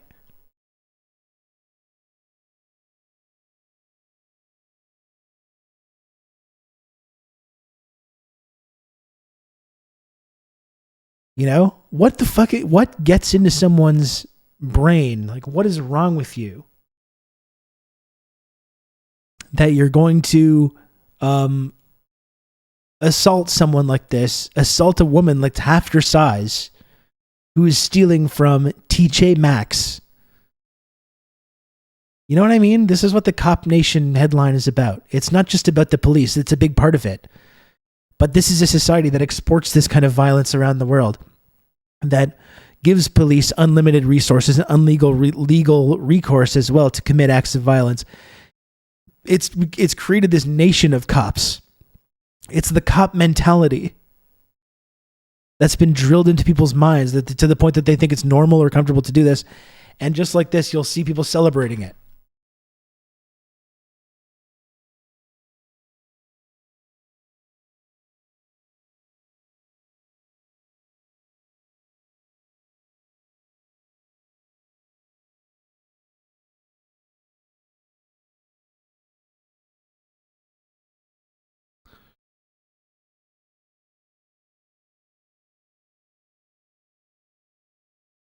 At least in maybe slightly restoring maybe one small percentage of faith in humanity, there are people that are criticizing this in the comments.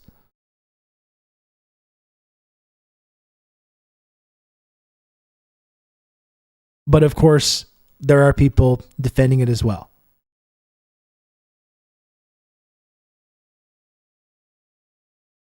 Not all heroes wear capes. I don't know. Why are you committing violent assault to defend the integrity of TJ fucking Maxx? Again, this is something that happens in Cop Nation. This is when you breed this cop mentality and nurture this cop mentality in people's minds.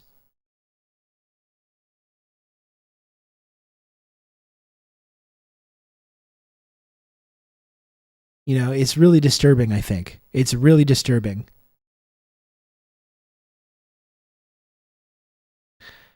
And like I was saying before, I think what we're talking about here is like, first of all, it's a society in decline, right? It's an empire in decline. I think that's part of it. The anger and the fear and the paranoia has just been like, it, especially over the last couple of years, has been ramped up so much. And it's the result of, you know, this kind of like rugged, individualistic, zero class consciousness, zero social solidarity mentality that's been created in this capitalist system, right? Like I was saying before, it's not just about the mode of production in your economy. It's like an ethos. It's like a mindset that's animating everybody and infecting everybody. And as that system is just further and further in crisis, we're seeing, like, I think the violence that we're seeing is a response to that, that crisis.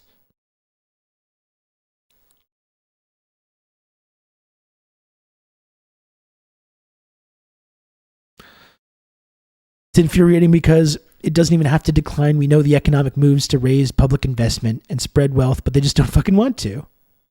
Yeah, I mean, it wouldn't be, you know, there was stuff in Biden's agenda. Biden, who's like a right-wing conservative, there was like enough economic populism in his agenda that I think would really drastically transform a lot of people's lives and really like tone a lot of this kind of stuff down. And they couldn't even do that, you know?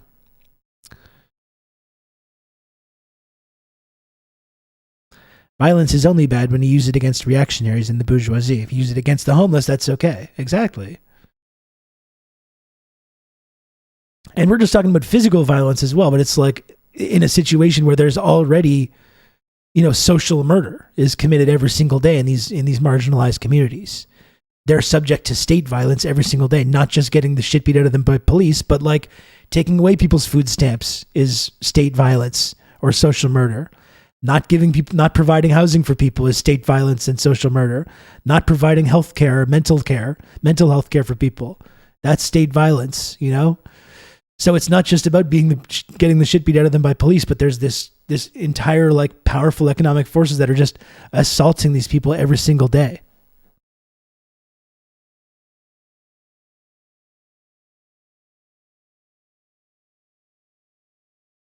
Speaking of a nation in decline, did you see the news about McDonald's hiring 10-year-olds? 10-year-olds being found at McDonald's working at like 2 a.m. Like, it's really like, it's what we're seeing, I think, right now. You see from America, from the New Deal on, I've talked about this before, but it's been this decades-long process of trying to roll that back, trying to roll whatever benefits, social and economic benefits that the New Deal had, and rolling that back. And now it's really gone. Now it's fully gone. Like, right, like Reagan, like in accelerated that process, but now it's nothing left. Now it's just neoliberalism all the way down. And all Republican policy and Democratic Party policy as well. Like, they're all just Reaganites now. I saw an actually interesting analogy the other day about Nixon and Obama, how Nixon, I think, was like more of a left-wing president than Obama was. Nixon was like America's last New Deal president, you know? Whereas Obama was just doing like woke Reaganism, essentially. And Nixon is a horrible person on a number of levels, but still had these like somewhat seems to us now from the vantage point of the future to be a really progressive mentality on a number of things, creating the EPA and a number of other economic policies.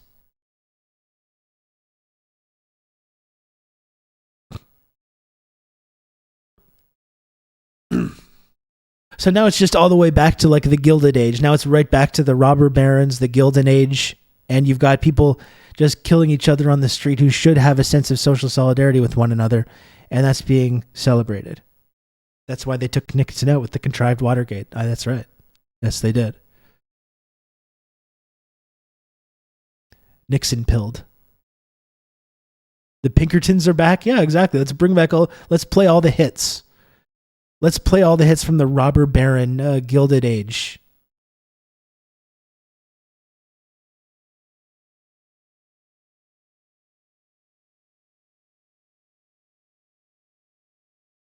It's back to the Gilded Age, but also feels more insane and decrepit. Well, I guess part of that also, Lana, right, is like in the Gilded Age, it was at least a nation on the advance. You know, it was advancing. It was growing. You know, they were building things. They were building infrastructure. Like now, it's a nation in decline. Now it's a society and a culture in decline. Now they're not building anything. You know, not only are they not building new infrastructure, but they're not fixing the decaying roads and bridges, and they're not fucking cleaning poison from the waterways. You know, the pie was growing, and now it's shrinking for everybody, and everyone's just struggling against each other for the crumbs.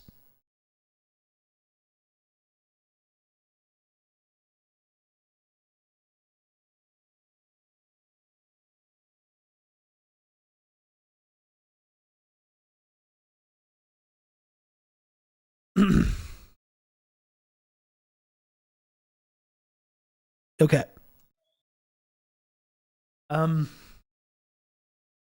Hello, Trev Boyardis. What's up? Sorry, they fixed 9 bridges. Or so they announced 9 bridges that they were going to fix. So let's not get ahead of ourselves here. And Bernie endorsed Biden. That's right. And when I was like, hey, this sucks, people were like, well, shut up, Canadian. Shut up. Shut up, Canadian. That's what you sound like to me if you're one of those people. Don't talk about the rapidly declining fucking nuclear armed empire directly across the border from you. Don't ever talk about that. You don't live there. They do look like that. Shut up, Canadian. Blah, blah, blah, blah, blah, blah.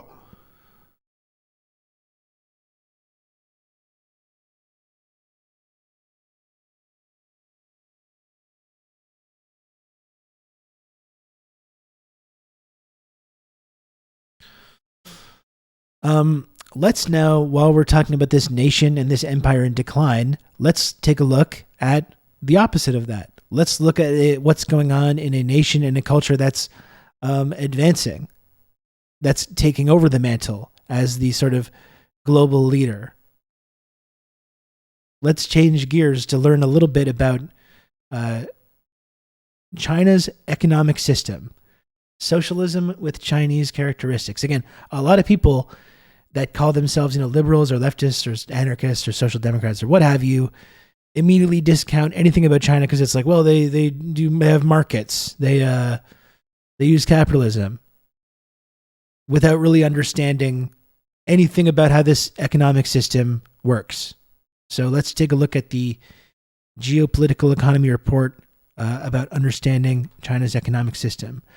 I'm not going to do any coronation news because Envy Adams on Saturday, there's going to be a very special episode, a coronation episode of TRRS right here on Twitch. We are going to be watching all of that ridiculous, insane bullshit together. We're going to be enjoying that together on Saturday. We're going to be watching the coronation of King Charles in it.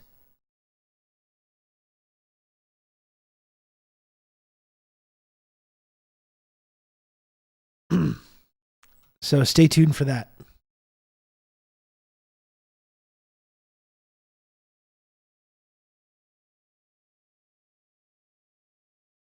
Oh yeah, I'm doing it.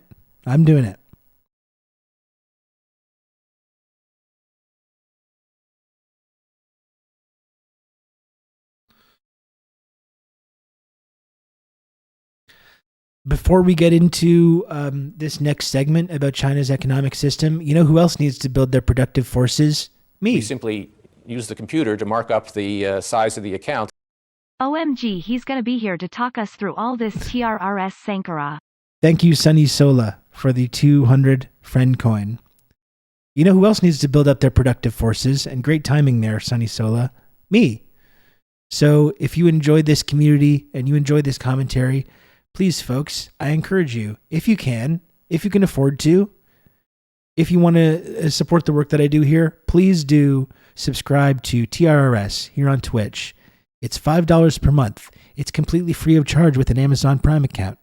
It helps support the commentary that I do here.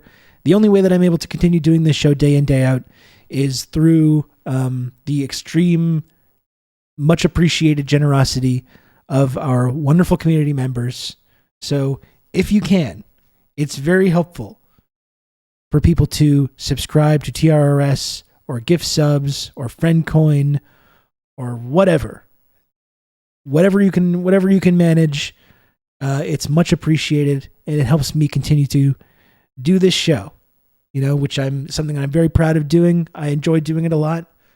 And that's the only way I'm able to do it, is through brave and generous chatters who subscribe and gift subscriptions over here on TRRS. We simply use the computer to mark up the size of the account. Thank you, human person, for the 100 friend coin. I appreciate that.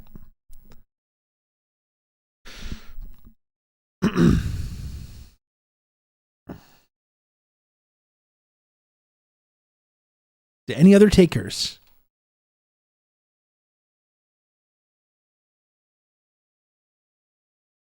Do we have any other generous chatters who would like to subscribe or gift subs to this channel? You can count on me. You're going to have good old Rob to talk you through all this. Thank you, Sam. Thank you, Sam, for the gifted sub. I appreciate it.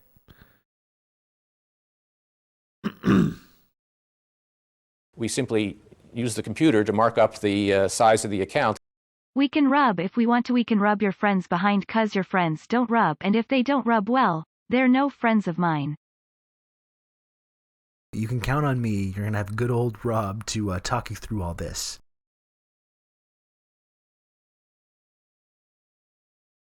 Oh, you can boy. count on me. You're going to have good old Rob to talk you through all this.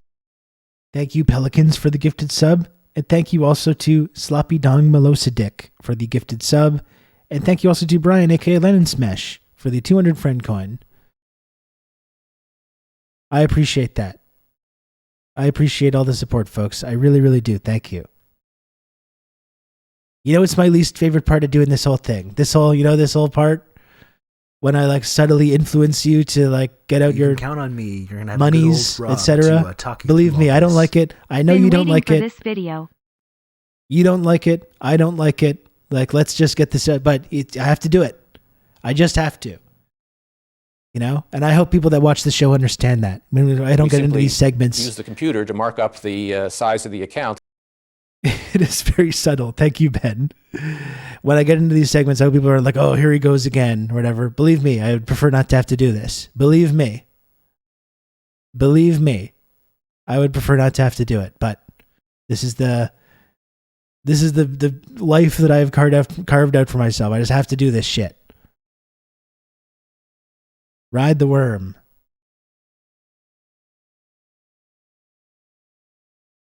I don't like it. You don't like it, but here we are. Generally my attitude at work too. Yeah, there we go.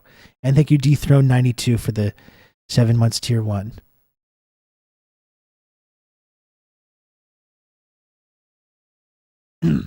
I will move on to this video in just a moment.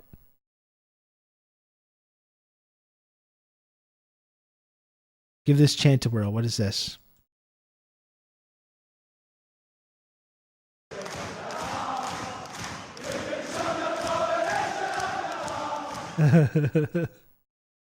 Man, Irish football fans have been really fucking killing it over the last couple of months.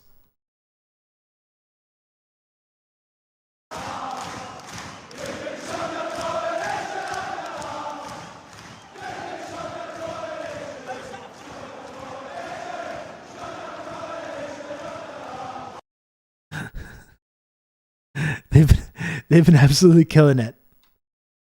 They've been killing it lately. By the way, I think we're almost through this level of this hype train. It seems to be I don't know if it says the same thing for anyone else. It seems to be stuck on 100%. Use the computer to mark up the size of the account. If you're going to watch the coronation, you should at least get paid something for your time. Thank you, narrator, to 9,000 for the 200 friend coin. I agree. It's going to be physically painful to do, so I hope people appreciate this. You know, there's other things that I would rather be doing on Saturday. You know, hanging out with my son. You know, doing something fun. It's going to be a super nice day outside. There's other things I would rather do, but I'm going to watch that coronation because it's going to be entertaining and enjoyable for all of us. So hopefully people will appreciate it. You can count on me. You're going to have good old Rob to talk you through all this.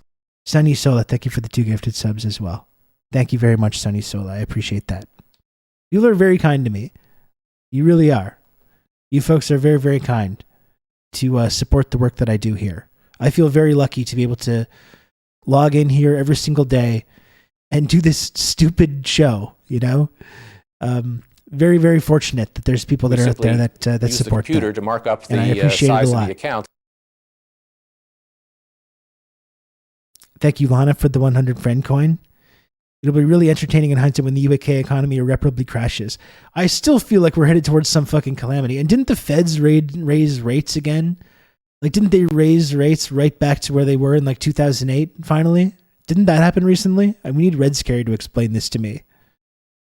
It's been 2 years I've been waiting for this economic crash to happen. And it just seems like they just keep kicking that can down the road.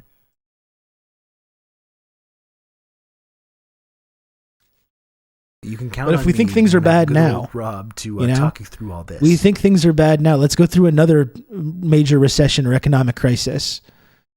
If we think things are ready to pop, if you add on that some major economic turmoil onto that, I don't think any of us are prepared for what that's going to look like. Please don't underestimate this show. I'd be an insane person without it. Well, I appreciate that, Moss. You know, I probably would be as well. I probably would be as well.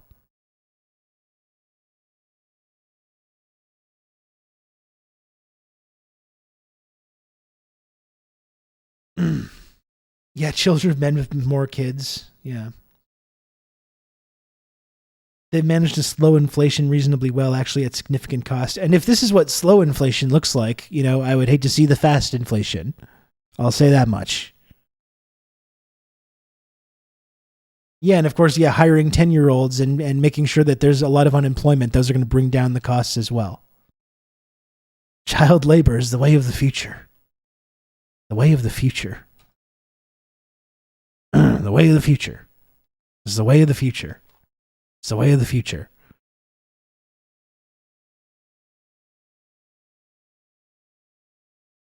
So I'm going to throw this on. I'm going to get another beverage. Thanks again, everyone, for supporting the show. I really do appreciate it. I really, really do. They long for the mines, the way of the future. Let's put on this clip from Geopolitical Economy Report, a friend of the stream, Benjamin Norton. You know who else is going to come on the show? Kala Walsh. Kala Walsh is going to come on the show. We looked at some of her content the other day. She's in Cuba right now. She actually met President Diaz-Canel in Cuba. Really cool person, you know, is doing some really amazing things at I think a really young age. If you want to take young activists, like young women activists, give me Kala Walsh over Greta any day. I'm sorry to say. But anyway, she's going to come on the show and talk about her trip to Cuba, and she's being targeted by these like Zionists and Gusanos. She's being targeted by Zionist Gusanos. If you can imagine that, some of the most cursed people in existence. Greta does need theory, exactly. Greta should go to Cuba as well. I agree.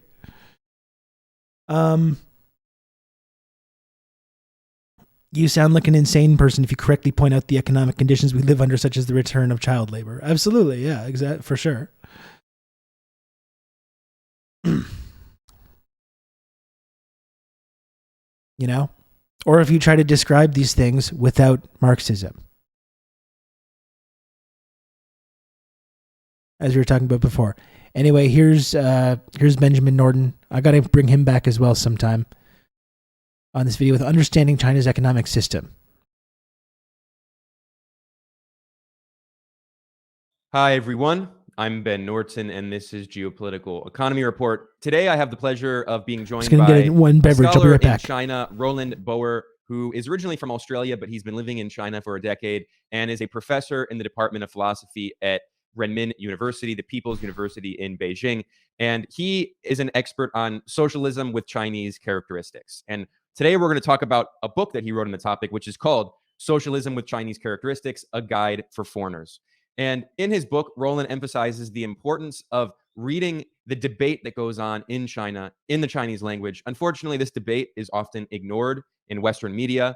And in general, in the West, there's this impression, actually, Roland, I'm sure you've heard it, that China is no longer socialist. This idea that China, with the Deng Xiaoping reforms starting in 1978, simply abandoned socialism and became capitalist. But you, with your book, show that that's not at all the case. In fact, China has very much developed its new form of socialism with Chinese characteristics. And I want to talk about different aspects of that. But I actually want to begin with a chapter later in your book, which is about the socialist market economy and the planned economy, the planned economic elements in China. Now, this is, I think, what confuses a lot of people, because they assume that when you're talking about socialism, you're only referring to the Soviet model, which is exclusively basically a planned economy, where pretty much everything in the economy was planned and state-owned. In China, the banking sector is state-owned. Many infrastructure companies, construction companies are state-owned. The land is state-owned. But 40% of the GDP comes from state-owned companies. About 60% of the GDP comes from companies that are not state-owned. So there's a socialist market economy. Can you explain how you see China's economic model, why you argue that it is indeed still socialist, and how a country can be socialist but also have a market economy? I think a historical perspective is a good one here, because I was already go back to the 1930s. Now, that's very early in the piece. It was initially proposed by Oscar Lange and others that you could actually have markets within a socialist system. And then this was debated quite vigorously in Eastern Europe, in the Eastern European socialist countries, and various ones tried different kinds of market reforms. They're only fairly half-hearted. So the possibility of actually having market dynamics within a socialist system has been on the agenda for quite some time. It's been debated quite a bit as well. So historically, that hasn't been a problem. China hasn't been doing anything new in the broad frame like that. The way it's done it is, of course, new. There's also a crucial point here, and we've been a bit misled in the West anyway by people, the two Austrian counts. Usually people don't refer to them that way. They were actually counts from the aristocracy, von Hayek, but very deceptive sort of comment where they assumed that socialism meant a planned economy, and that the word a market economy, or the term market economy, had to mean capitalism, a capitalist system. And this is historically completely false. You have had various types of market economies going back at least 2,000 to 3,000 years. Ancient Persia, for example, had a form of a market economy. You had it in ancient Greece and Rome. They certainly weren't capitalist economies. Greece and Rome were slave economies. So the historical possibility of having market mechanisms within different economic forms or modes of production has been around for quite some time. And more recently, also, it's been quite possible within a socialist context. Now, as far as the Chinese situation is concerned, this goes back to the massive debates around the reform and opening up, when we can, maybe best the way to put this is in historical stages, but I guess we've got three now. The first phase from 1949 through really to the late 70s was primarily a highly centralized planned economy, which produced what they call here the first economic miracle. China achieved enormously from one of the poorest countries in the world to getting to a point where it was basically self-sufficient with food and developing an industrial chain. But they're also facing quite a number of contradictions, mounting contradictions with that began to show up. There was sluggish development in the latter years. They made some mistakes as well, and they weren't overcoming chronic problems like persistent poverty that was there, especially in the remote and rural areas. And so they were looking for a solution, a way to move forward. You can count on me. They You're did going to it have the step good by old step, Rob to but talk you realized through that all this. drawing on the 11 insights from months of before, Bob. you could let Look at that. It's fellow elite tier Twitch streamer, Famous Horse. Thank you, Horse. The 11 months of tier 1. I really appreciate it. Thank you. market mechanisms run within a country, a socialist country, while maintaining and in fact strengthening and enhancing a socialist system. I think there is a crucial distinction here that we need to keep in mind. They they talk about, or they use the terminology, probably best translated as a component or an institutional form within an overall system. And so you've got what you can describe as a market component, a market institutional form within an overall socialist system. But importantly, you've also got planning, enhanced planning. Planning has never been given up. It's never been dispensed with. So, you say, oh, well, China gave up on a planned economy and undertook a market economy. That's completely false. Economically, both components are part of the economic framework. And so we've just had the deliberations and the beginning of the 14th five-year plan, for example. These boil down to yearly plans, and then every single component in the country has to develop yearly plans and also five-year plan with built-in flexibility for when difficulties have to be met. And I remember even doing this in a university environment. So we had to also sort of develop that. So planning's definitely there, but it's taken on a whole new shape in its interaction with the market mechanisms. One last comment there also, when they're referring here to what is loosely called in English, say, private ownership, there's two general terms used here. One is common or public ownership, and one is non-public ownership. And that's actually very important, because there's quite a range of non-public enterprises in China. Some of them are basically collectives. Some of them are enterprises in the countryside between villages and regional cities, which are technically not public enterprises, but they're also not, as you would understand in a Western country, as a private enterprise. So they use the term non-public to describe that section of the economy. Yeah, when you mentioned that there still is planning, of course, China does have five-year plans.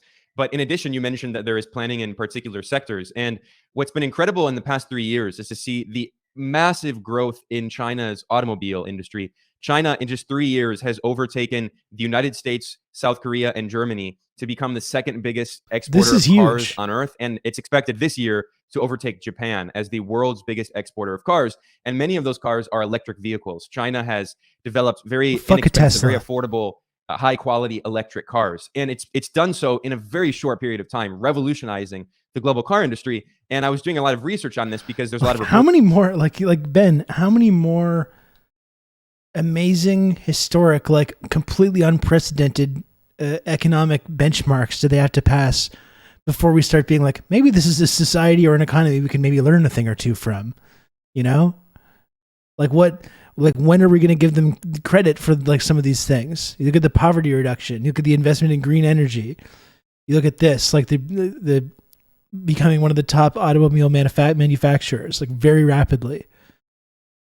Like, it's just like, how many more incredible historic accomplishments do they need to make before we say like, this is something we should maybe keep an eye on? I don't know.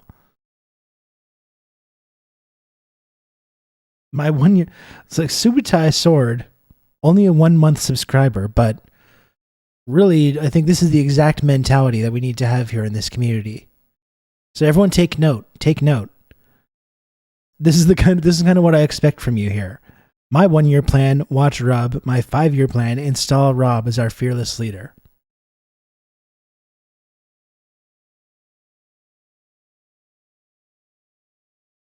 And it's not a cult.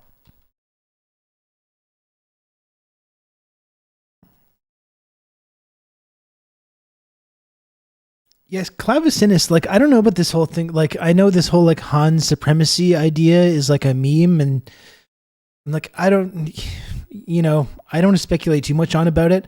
My thing with that is, like, you're living in Canada, and the way that, like, Canada or the United States deals with, like, indigenous people and other ethnic groups, and our legacy of, like, literal slavery and genocide and murder and exploitation. The idea that we've still got indigenous communities in Canada, for example, just living without clean water, in horrible like cycles of addiction and despair and poverty. And then you just look at the ways that like all the various like multitudes of ethnic groups in China are upheld culturally, maybe not as much as some people would like, I don't know, but the way that these places are developing, like the whole like Uyghur thing, that's an amazing argument as well, because we've created this meme where most people from their understanding of China think the Uyghur people are being like subjugated and oppressed and genocided. Whereas you look at like that region in Xinjiang 20 years ago versus now, and how everyone's lives that live there, not just Uyghur people or Han people or whoever, but everyone that lives there's lives is drastically improved through these like economic investments that they've made and the development that's happened.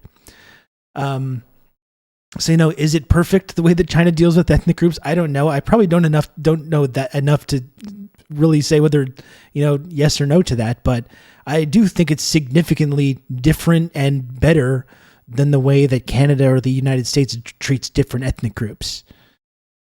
And yeah, I would agree with that as well. It's very difficult to make a reasonable assessment based on Western media because we get told a very specific narrative about this, whether it's about Uyghurs or whether it's Tibetans or whatever the sort of like dissident ethnic group du jour is. So I think it's pretty hard to get an accurate picture, but I think that's one thing, that development is the one thing that doesn't get talked about enough. Like Urumqi and the Xinjiang region is becoming this huge economic powerhouse, which has lifted everybody up, everyone that lives there. You also have examples also of like how some of these ethnic groups weren't subject to the same one-child policies that the majority was. I think that's another kind of important aspect of that.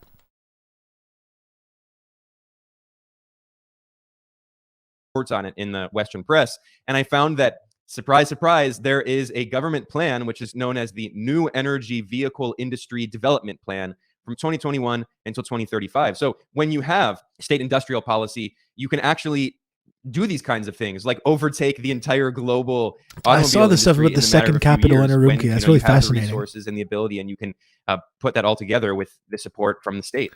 The place for and the Macanese, that's in your going to be the chapter next. On China's socialist market economy. We need to support the lived experience of the Macanese dissident group. Create a new, carve out a new ethno-state for them.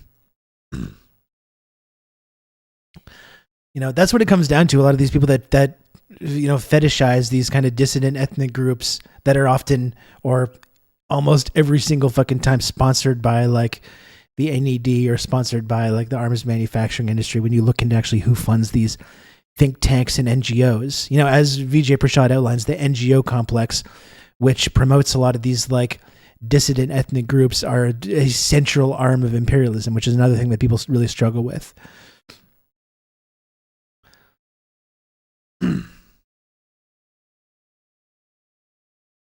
But yeah, that's what a lot of these people seem to think. Just like, oh yeah, you just turn it's gonna really improve everyone's lives. Like again, the people in Tibet, the people in Xinjiang, or wherever else, whose lives have been drastically improved by these economic policies and this massive amount of development that's happened.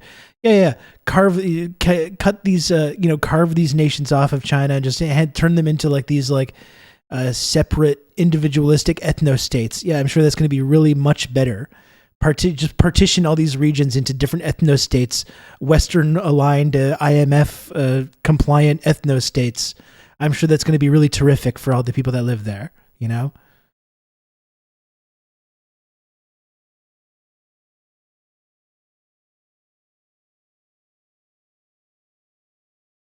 I do think that the campaign in Xinjiang was a dragnet of an ethnic group and or religious group, and there were some that were picked up for extremism that were not extremist to the tune of thousands.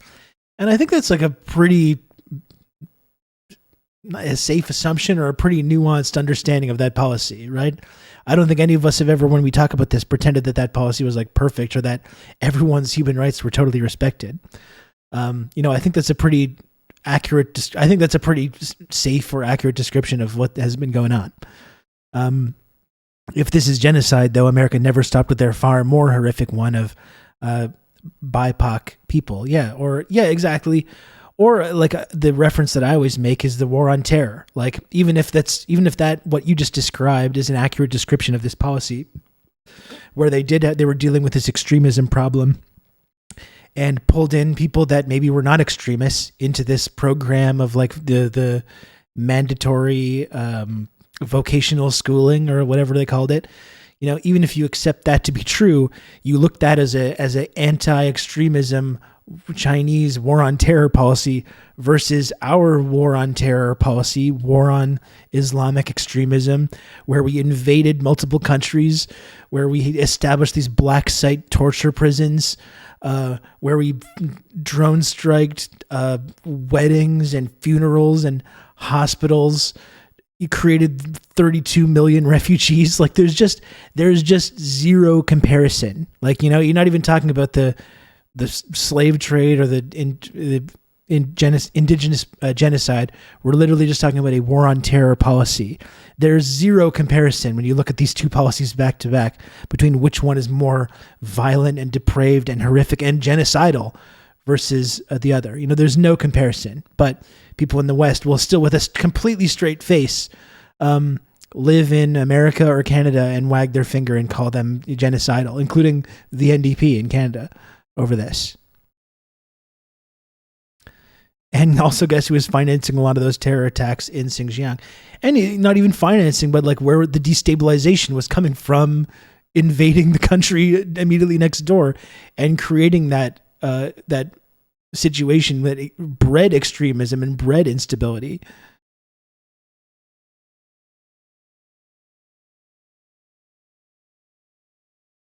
And I was looking at the prison system. Yeah, for sure. The prison, exactly. I agree. Couldn't agree more. Yeah. Just America's prison, not even the war on terror, just America's prison system right now today, where, as we've outlined on this show, there's people being starved to death, tortured to death daily in the American prison system who haven't been convicted of a crime, and we live in these places, and we still, for some reason, and this is cultural chauvinism. It's the only other word I can describe it as. We live in Canada and the United States where this kind of shit is going on, and we wag our finger at this policy and call it genocidal without a hint of irony, Elements. You emphasized another key element of this that's often left out of the debate, which is there's always an emphasis on the ownership of the means of production, which is an important part of the discussion of socialism, but there's a neglected emphasis on the liberation of productive forces. I'm wondering if you can talk about the role of the need to develop the productive forces and how that's part of the debate in China, going back to not just Deng Xiaoping, but going back to the revolution itself in 1949. Yeah, and that's it's not just China, actually. If you look at other countries like Vietnam or DPRK or Laos. Yeah, and Old Dutch as well. I especially hate Canadians' ability to ignore our role in the racist war on terror by calling it peacekeeping or whatever bullshit. Afghanistan was the good war. Canadian peacekeepers handed over people to be tortured, Then this has been widely acknowledged.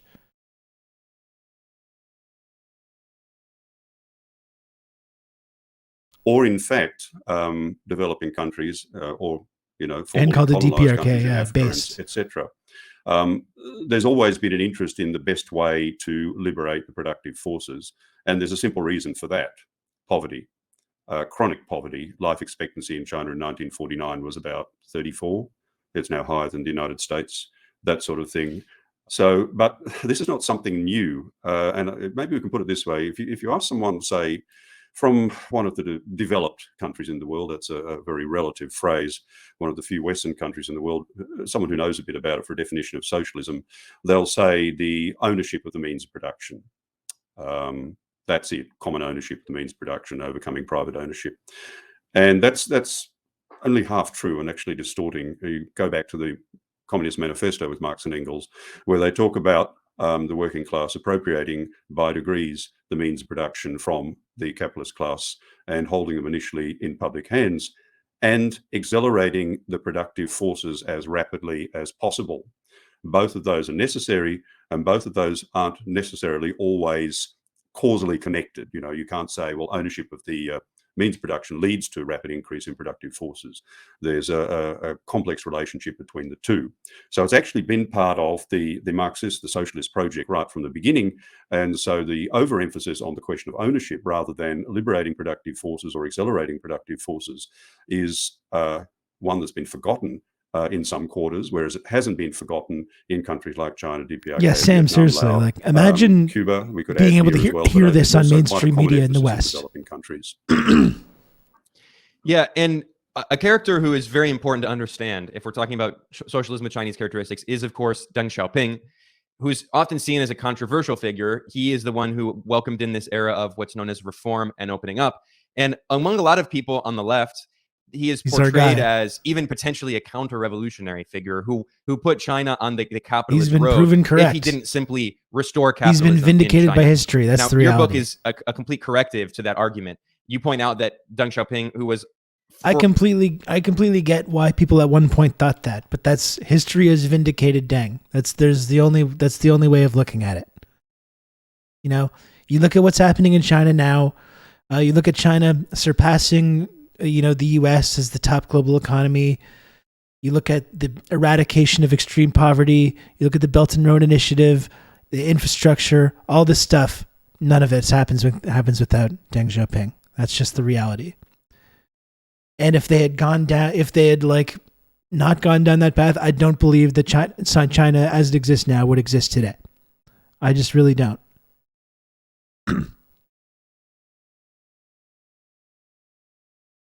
For decades, from his youth, he was always a lifelong member of the Communist Party of He China. understood the risked his assignment. I think life one of the most as a member of the Communist Party of one of the most important Marxists. Really, I think, and not that mistakes didn't happen under Deng as well, as they happened. Like mistakes happened under Mao, mistakes happened under Stalin. Like there's bad things that happened under all these figures, but they still occupy that kind of position in terms of like socialist that advancement.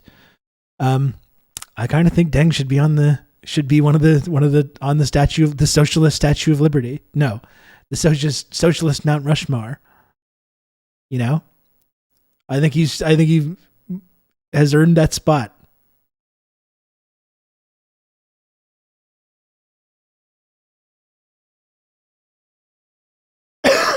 His gamble was that leaders that followed him would stick to the Marxist line. Yeah, which totally didn't happen at first, but I think now you're seeing it more clearly now that the pendulum has swung back in that direction under President Xi.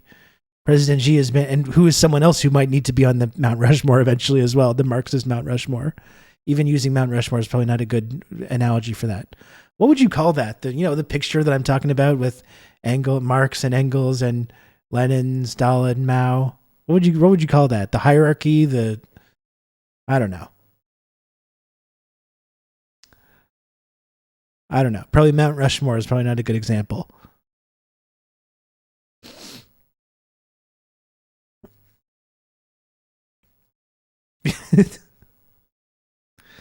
I wish Maoists would get on board here as well. Like I've said before, my simple argument about that, for all these Maoists that first of all, Western Maoists that haven't actually accomplished anything in their lives when it comes to like organizing anything or achieving any kind of revolution. White Western Maoists, let's be clear about that. But who they call Deng a counter-revolutionary or what they always say, right? It's the same with the Trotskyists. So they betrayed the revolution. That's what they say about Stalin. That's what they say about Lenin, even some of these people. But yeah, it's these white Western Maoists, discredit Deng's contributions to China's development and his contributions to Marxism. But that's my simple argument, though, is that if you were able to teleport Mao from the early 70s to see China right now, I have a strong feeling, I don't want to speak for any famous dead guy, I have a strong feeling that Mao would look at what was going on with China right now and be like, all right, that's pretty good. Maybe there's some things I would have done differently, but this is not that bad. I kind of feel like that's what would be his attitude, in my opinion.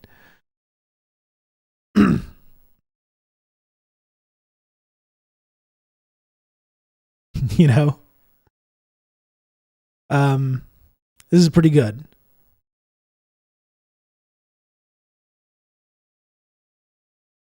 But yeah, it's always very funny, these white Western Maoists that are like, no.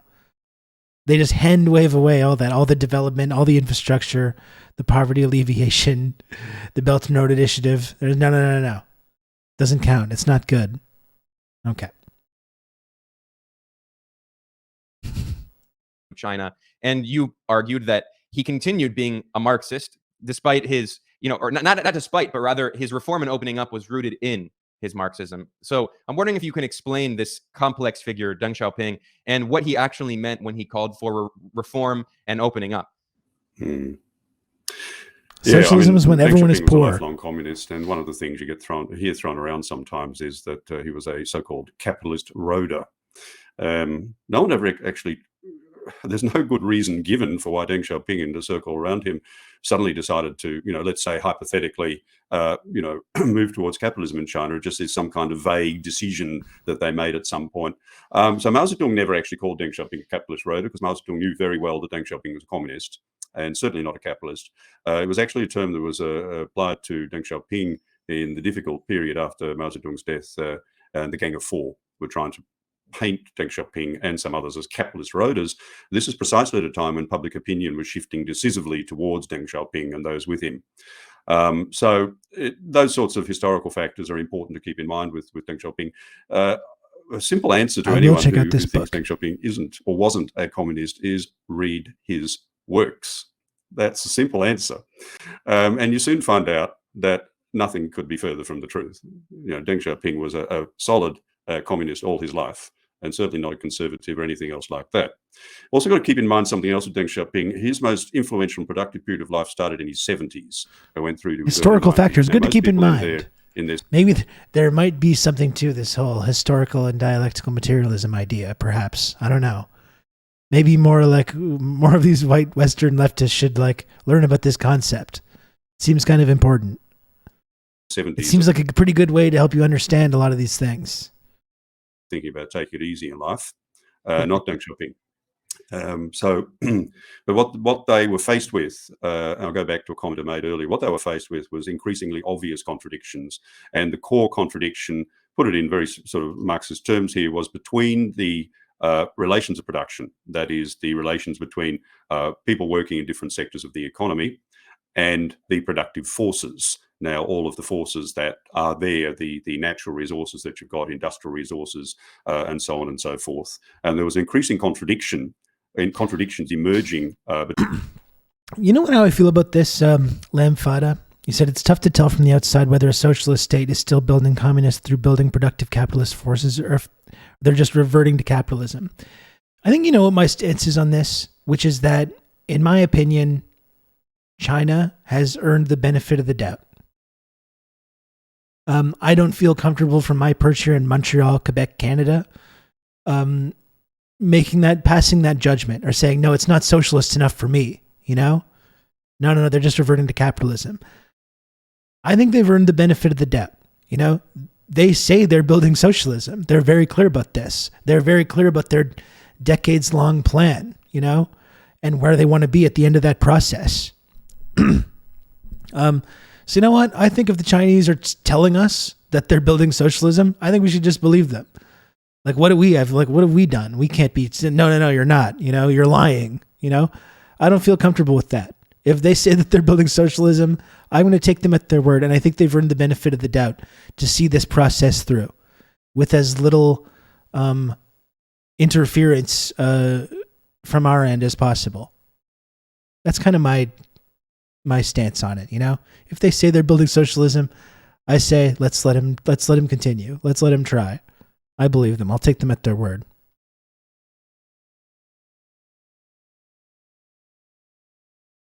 Between those two, and the basic problem was that the productive forces were lagging behind what the people needed and the people wanted. And that's a good point too, dummy Dorko. Who would they be trying to impress by lying? Yeah, they could just tell America that they were just reverting to capitalism. Then maybe they'd get left alone a little bit more. I mean, they might wind up cooking the planet. I think if anyone cooks the planet, it's going to be us. Like we talked about before, it's part of the reason that they're a big climate emitter is because they're building stuff for us.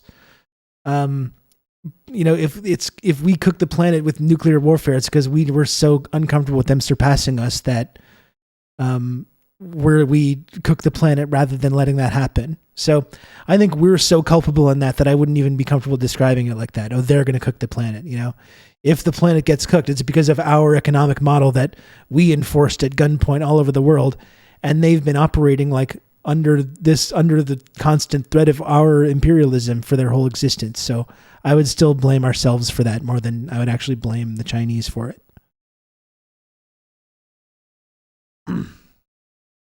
Not when you have a billion or 2 or 3 billion expecting to burn crazy amounts of fossil fuels. But like we were saying before, though, they do have a detailed plan. They're making a huge historic, investment in green energy.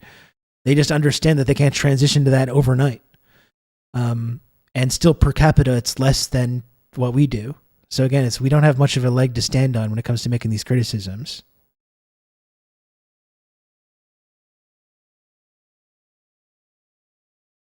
I think they have a better chance of us than doing it, but I'm skeptical. I don't know. It's like, again, I think we look at the absolutely historical development that's happened. Again, it's like, I don't want to say yes, whether something's going to happen or not going to happen, but I think they've earned the benefit of the doubt. That's my basic point. I think they've earned the benefit of the doubt to see through this plan that they have, this socialist transition and this green energy transition. Who am I to tell them that it's like what's a better way to do it? I don't know. I don't think there is one. And we have created this situation, and there are 1.4 billion people, and we can't say no, you don't, because of the climate change that we've created through the economic system we've created. You don't get to have lights on in your home. You don't get to have all these basic amenities that we've had for decades and decades. It's not a really fair way of doing things.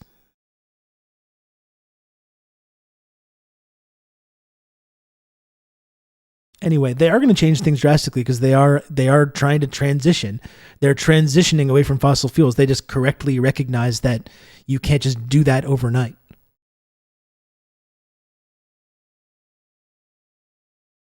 And yeah, we should transition first. I agree. Yeah.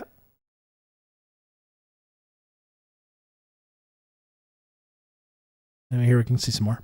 To, if you like, break the deadlock. To overcome the blockages that were stopping further economic development taking place. They'd achieved a fair bit, but there was still an awful long way to go. And when Deng Xiaoping, he never actually was general secretary of the party, when Deng Xiaoping was able to start sort of exercising sort of leadership functions. And as always, got to remember this, it's not an individual, it's a collective leadership that does these things right through to today. Then they could start exploring avenues, and they took it very carefully because there was still a distinct feeling or an awareness that China was still relatively weak economically, and therefore relatively had a relatively low standing on the international stage. But it was, look, an in-depth consideration of the whole Marxist tradition, looking at examples from different parts of the world in order to find a particular model or particular approach that suited China's conditions at that time.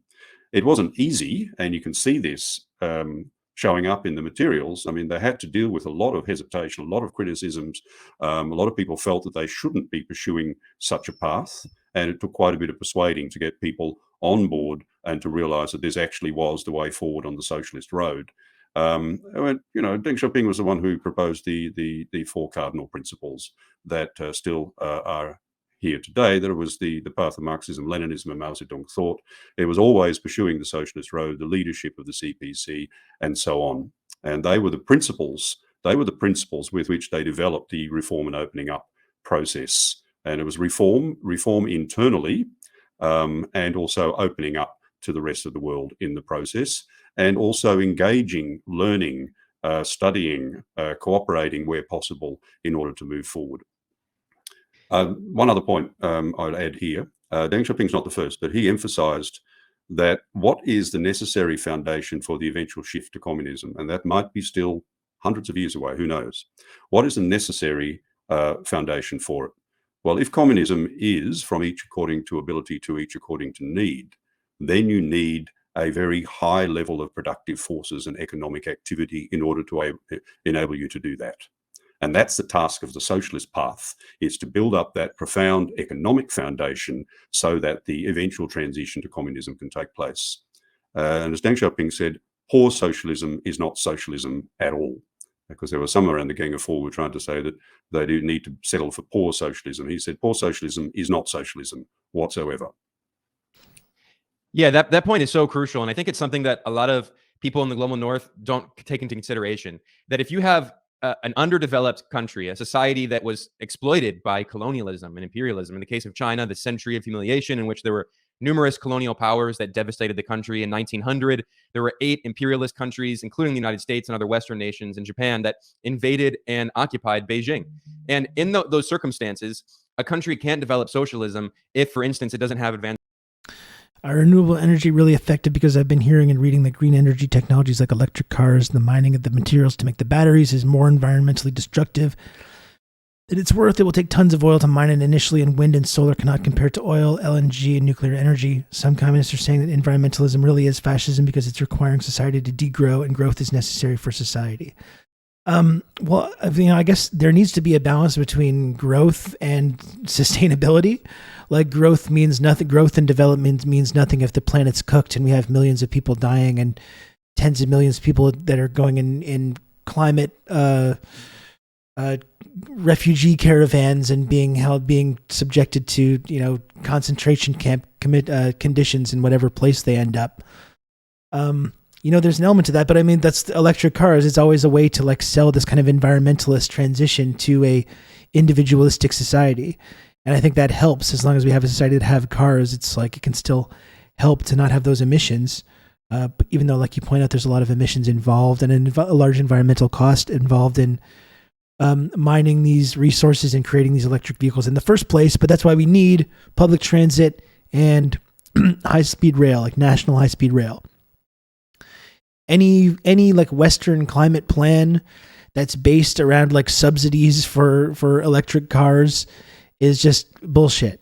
Any Western environment, green energy plan that should be taken remotely seriously has to have those two things: universal, widespread, freely available public transit and high-speed rail. We need to get people out of cars, but actually try and still encourage growth and encourage our society to grow in that process, but also get people into transit and into high-speed rail and out of cars, and not only out of cars, but out of that kind of individualistic mindset that leads to car culture in the first place.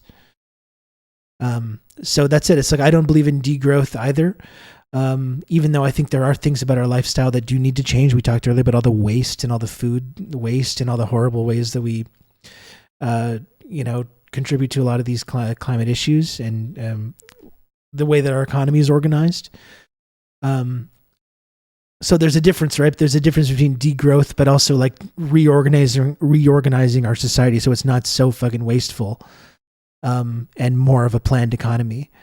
And yeah, the whole nuclear movement has been a disaster as well, because that should have been a key transition from moving from fossil fuels into a more sustainable system. Nuclear has to be part of that. And it's been this really bizarre situation where this environmentalist movement has been destroying the idea of nuclear energy, and which could have been a way more significant source of power if it had been continued to advance and developed over the last couple of decades.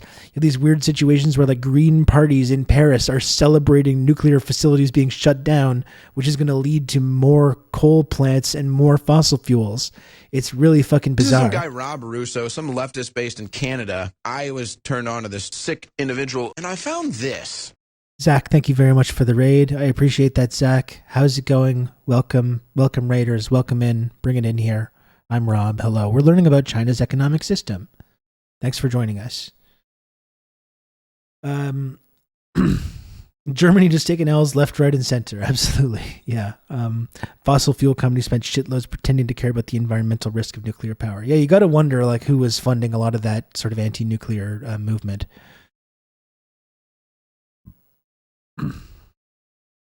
But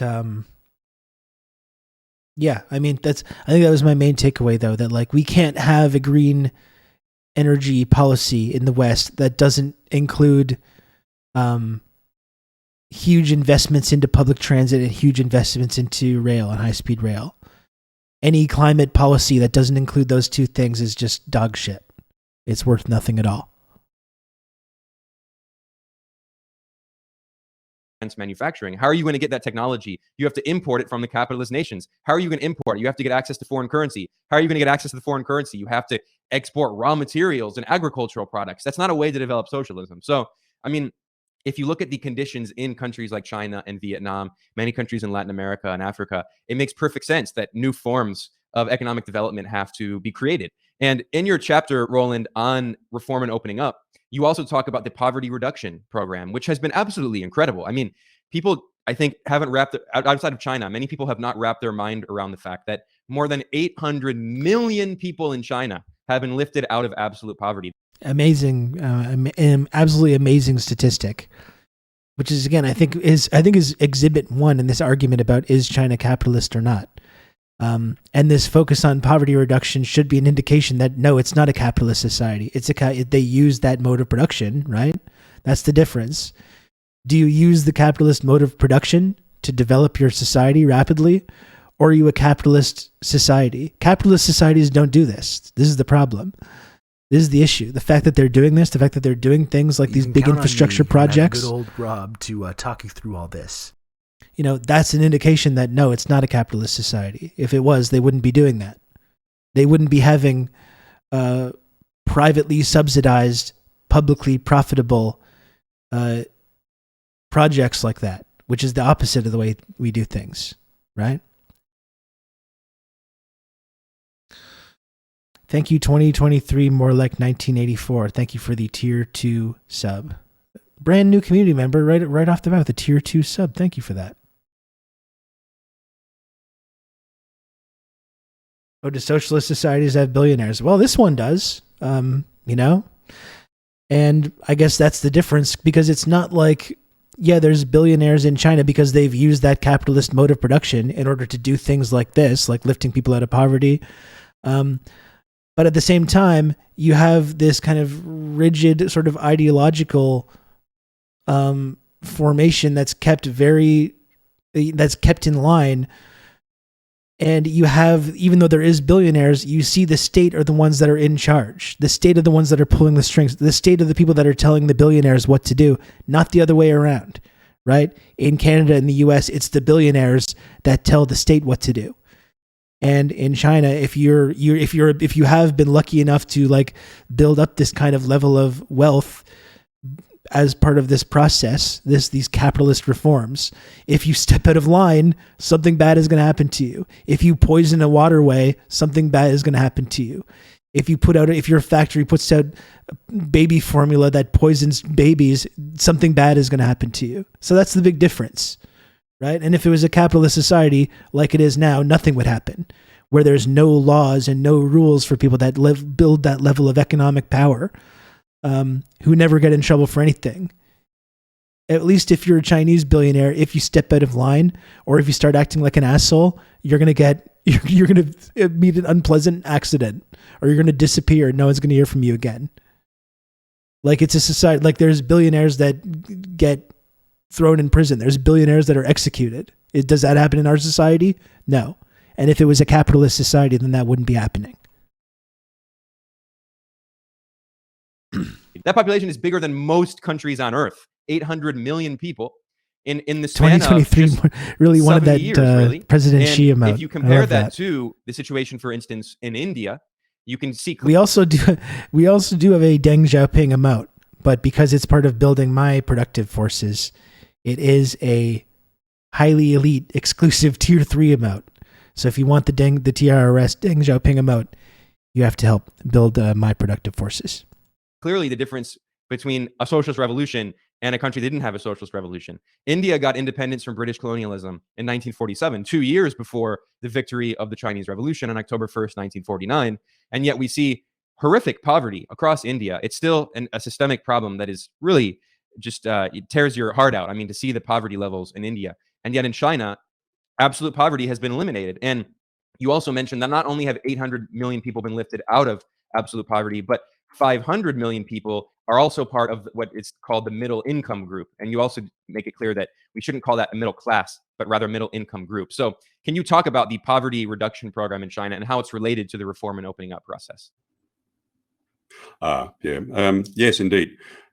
Yeah, look, Well, let's start with Deng Xiaoping on this one. When they were debating these issues, he was asked a question, I think, by an international reporter about whether China was taking the capitalist road or not. And he said, look, if China took the capitalist road, about 10% of the population would become wealthy. 90% of the population would not and would remain in poverty. That was simply not an option as far as China is concerned. It also goes back to one of the fundamental aspects that have arisen from countries that have, in the past and presently, worked to construct socialism or be on the socialist road, and that is the right to economic well-being for everyone. It's a fundamental right that is there, and that means everyone. Now, initially, it was, in a sense, the easier parts, if I can put it that way, in the areas typically the cradle of China's civilization, the southeastern parts where 95% of the population lives.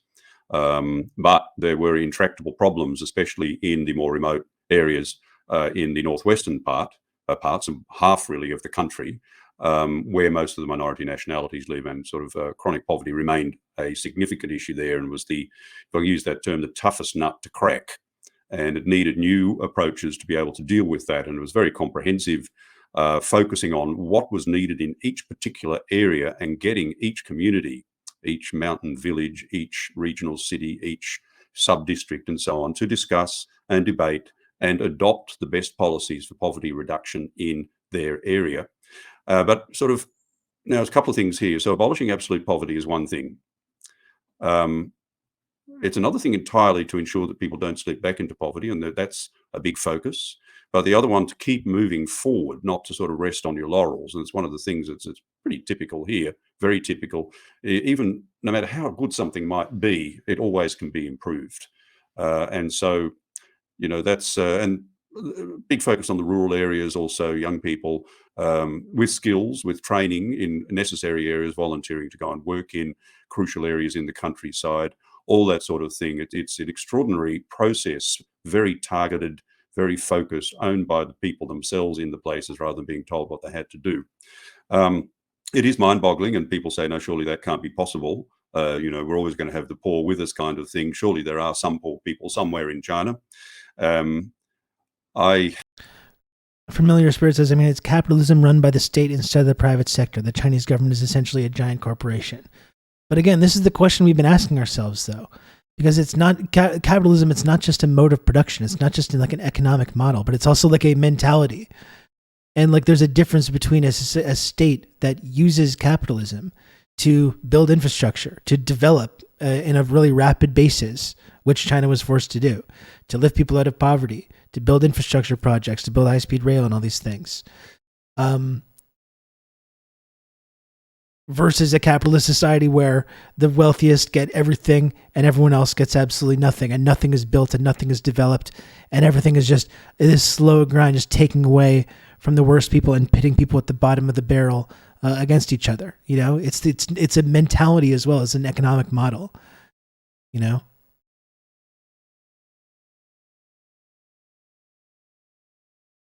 Look, if someone does sort of slip, and they monitor these things very closely, if someone for some reason, accident, illness, something else, misfortune in a family or community, does slip back into poverty, then measures are brought into play to overcome that problem. So yeah, there are a number of aspects about all of that. It is something that will take a while, I think, to sink in, and the implications. I forget the exact figure for the total world population, but it is something like 7 or 8 out of 10 people who have been lifted out of poverty in the last century are actually in China.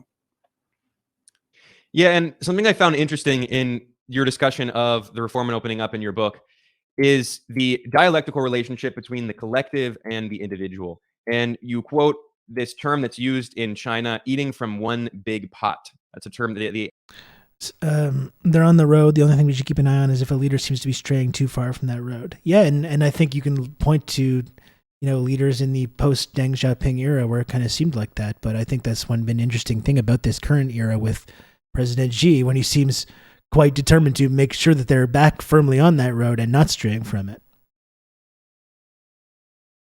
Which is why I think he should probably be in the Mount Rushmore as well. And that refers back to the collective farm system. So can you talk about the debate in China about this relationship between the collective and the individual? Well, the shorthand on the collective and the individual is that the individual flourishes only in and through the collective experience. It's not that the collective is a collection or an aggregate of individuals who have to find some way to get on together. And you can only achieve your sort of personal development through that particular collective experience. It doesn't mean that the individual is obliterated, as it were. And that was one of the issues with eating from one big pot, was this idea that, say, we're on a collective farm and everyone's supposed to do work, but some people do more and some people do less. And so, but everybody has, can eat the same as everyone else. And the problem they started to find with that was that those who were sort of doing more work than others said, what's the point in doing more work if some of them are such and such is not, then I'm not going to bother either. So then there was a development of the household responsibility system, where people were encouraged to find means to produce beyond what they needed to provide to the village and then also to the state and so on, and that if they did so, they were actually allowed to sell that, and that was seen as an incentive for the individuals to move forward in that process.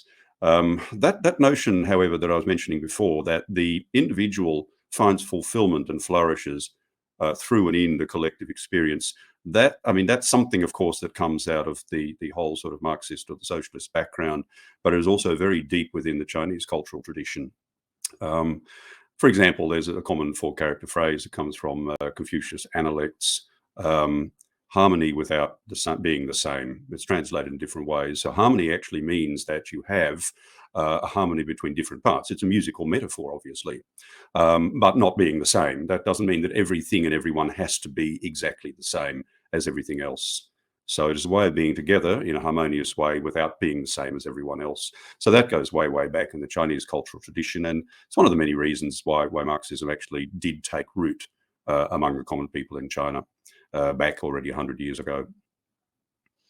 And another thing that you acknowledge in the chapter on reform and opening up is the contradictions. There have been contradictions and problems. So you talk about the wild 90s, for instance. And as an example of some of the problems, you talk about the bad working conditions, unbalanced income distribution, environmental problems, and corruption.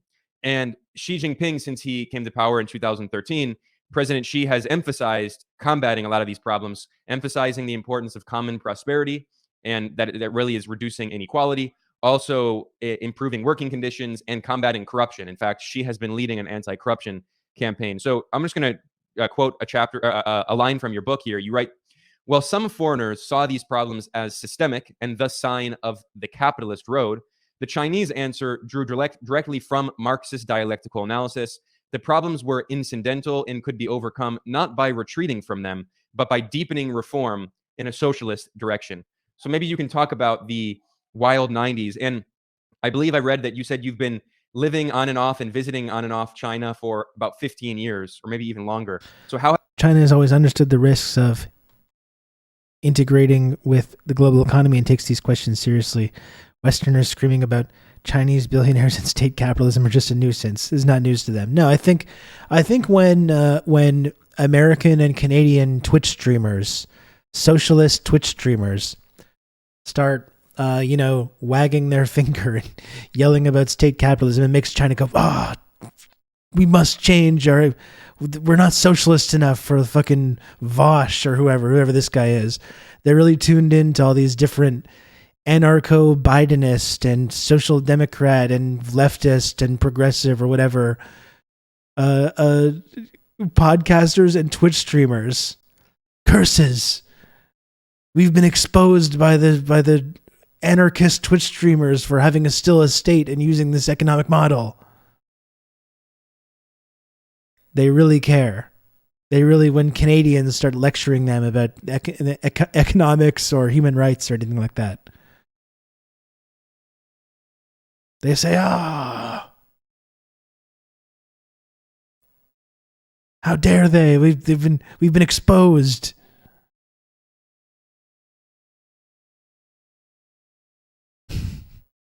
What happened when China had problems with their baby formula production a few years back? Well, that's what I was talking about when you want to talk about Chinese billionaires. I think that's a good way of looking at it. Yeah, there's billionaires, and if you, as I was saying, like if you fuck up there's something bad is going to happen to you, and you can't really say the same for their billionaires in America or Canada who just run the whole show, who own all the media, who own the politicians, owned by the white Twitter Maoists. Yeah, it's very, very unfortunate. President Xi stays up at night wondering about this, tossing and turning, desperate for the approval of the sock dem Twitch streamers. The like socialism done left accounts of the world that keep these folks up at night. That socialism done left account. What the fuck is his obsession with Korea? He talks about DPRK so much. He in his promotion of socialism seriously spreads anti-DPRK propaganda at every step of the way. We argued about this like 2 years ago, and he's still at it to this day.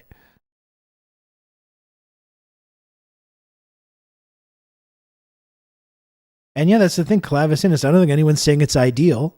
What I do think, though, is that when you look at this development that's happened with these set of like historic and cultural and economic conditions, it's pretty fucking amazing.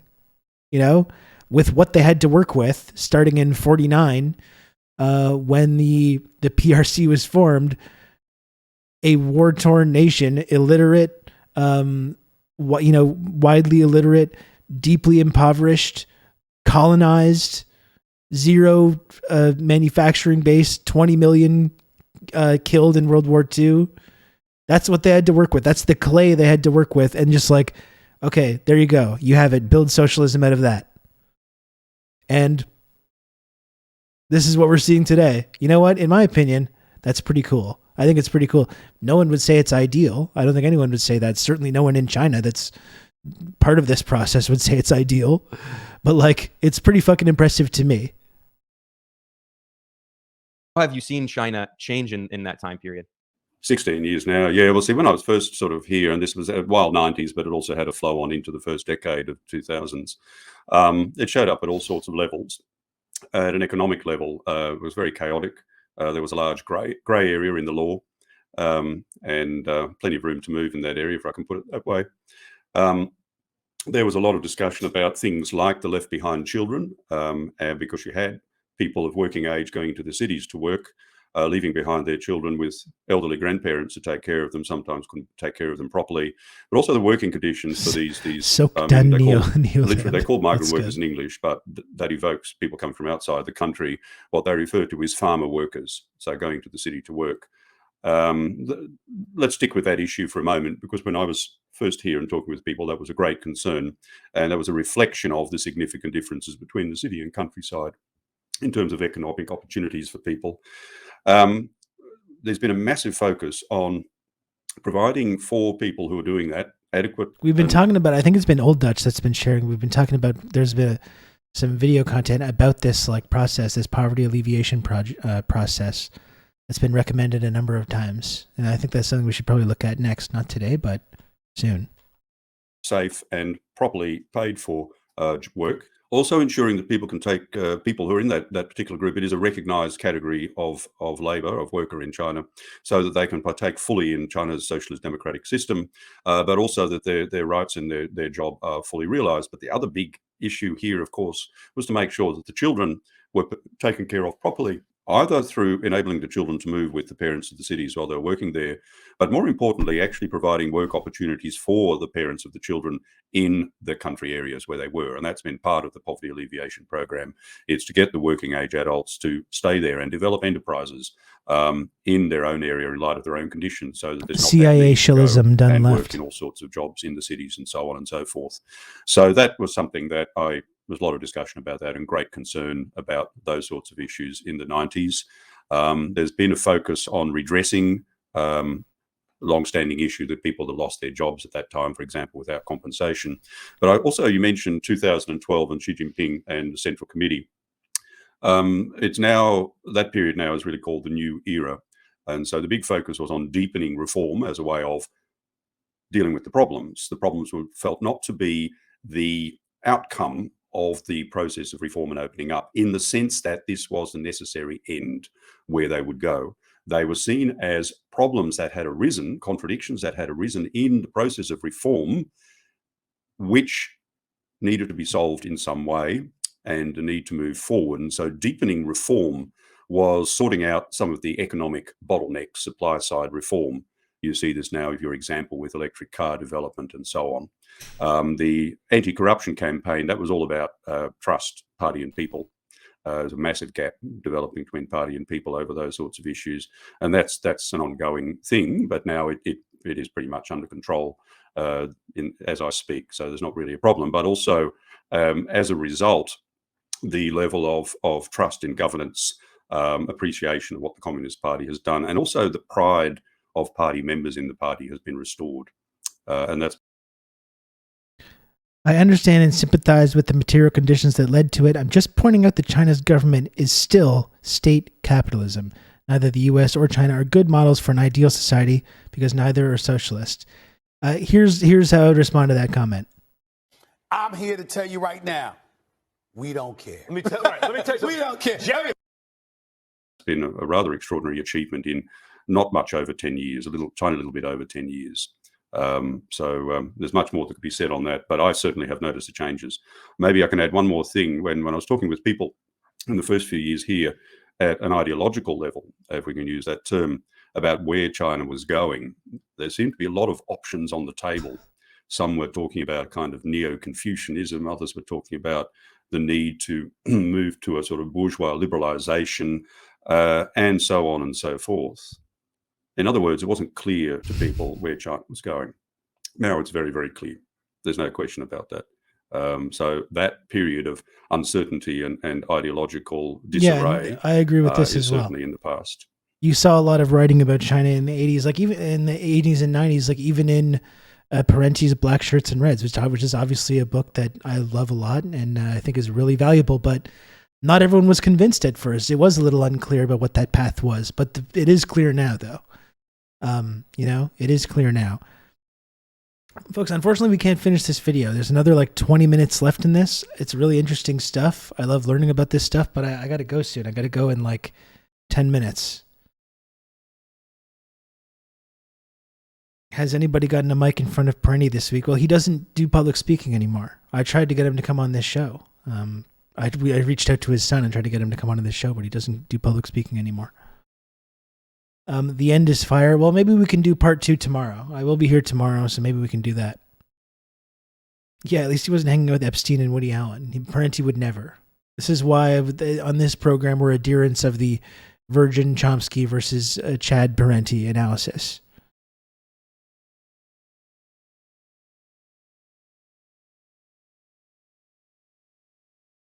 No, Nace Zero, I think that's true. Yeah, that's what his son told me when I reached out, which is that he's kind of like cognitively declined and is not really able to do public speaking anymore.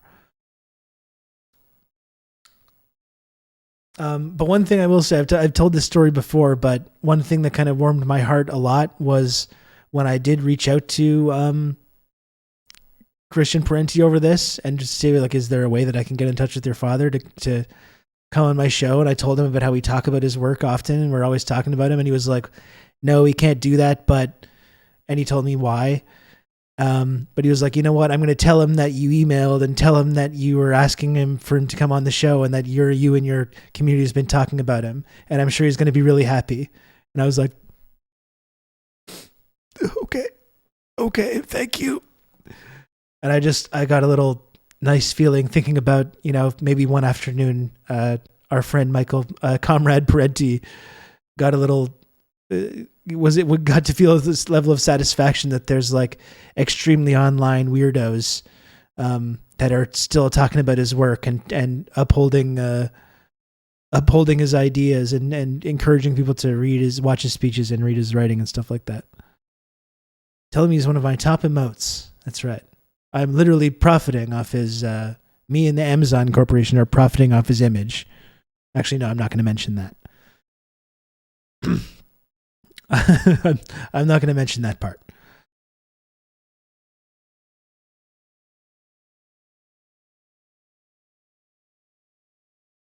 Well, see, I don't agree with what you're saying, Familiar Spirit. You say China has a nationalist ties to romanticization of socialism, but it isn't reflected in their society in any real way. But I think it is, though. I think this is the point that we've been making. And I thank you for what you're saying. Good listening to your streams and hearing your perspective. I appreciate that. But I think it is reflected in their society, though, right? It's reflected in the poverty alleviation programs. It's reflected in the promotion of literacy. It's projected in the like upholding of these different ethnic groups. It's reflected in their, again, privately subsidized, publicly profitable infrastructure projects, the high-speed rail system that they're building. I think you do in fact see reflections of it. So I would disagree with that analysis. We've talked extensively about ways that it does. That's right. So, folks, I got to go soon. I got to get going. This was a good one. We can watch part 2 tomorrow because I do want to watch the rest of this. Yeah, people said the same thing about USSR, and it wasn't true at all. Yeah, it's absolutely reflected in their society. And yeah, we saw the same thing in USSR with the promotion of like women's rights and literacy, education, healthcare, things like that. You do see it reflected, even if they might use markets to. You can count on me. You know, help good these old things. Rob to talk you through all this. Help these things along. So, folks, if you can, please subscribe. If anyone else can, please count on me. Subscribe to Good old Rob TRRS to talk you through all this. Like our beloved community members, DJ Chimp. Thank you for the gifted sub, and thank you also to our friend Gen X Bushy. Hugely generous, Gen X Bushy. Thank you for the 2 gifted subs. I appreciate that. And once again, everybody, if you enjoy this community, if you enjoy this commentary, if you think this kind of commentary or this perspective is a little bit not really represented on, okay, Familiar Spirit. Now you're just messing around. Now you're just messing around. Come on. If you think it's important to see these views or this analysis represented on Twitch, or if you think it's lacking in your sort of mainstream media situation wherever you're living, please, if you can, subscribe and help keep it on the air. That's the only way that I'm able to continue doing this show, is if people tune in every single day and people are very generously support the work and the content that I do by subscribing or by gifting subs or friend coin or in any of the number of other ways that you can support this program. So if you can, please subscribe to TRRS. It's really helpful. I appreciate it a lot. It helps keep the show on the air. And it makes us friends. We become friends after. And that's not parasocial, you know? That's not a parasocial thing. That's real. It's a real friendship. That's what happens when you subscribe to this show.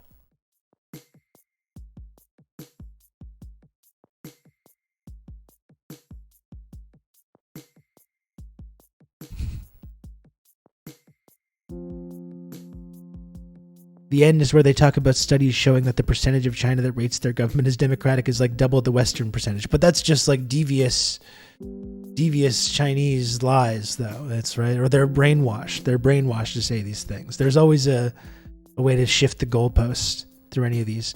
I would like to watch part 2 of this video tomorrow, though, because it is really interesting stuff.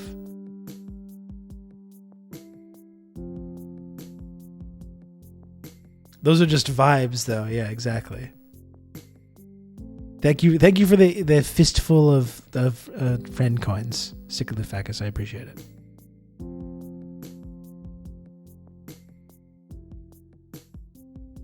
I don't think that's necessarily a good metric because I think that answer would have been very different in the West a decade ago. I don't know, not necessarily. You can track those things. Look at the approval of the Senate in the U.S. 10 years ago.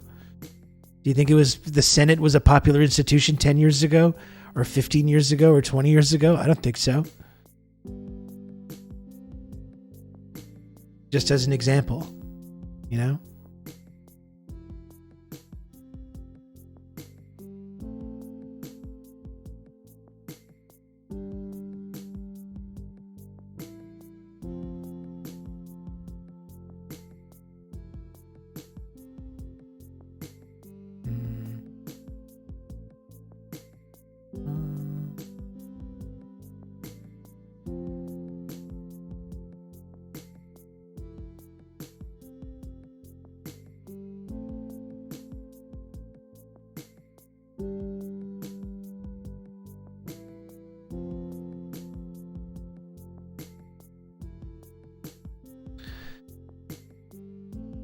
shit didn't work again. Jesus Christ.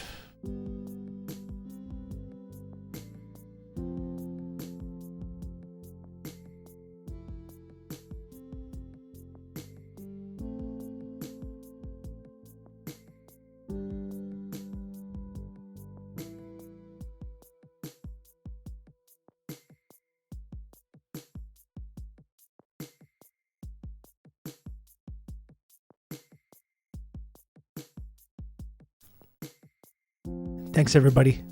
Thanks for watching today. It's another good one.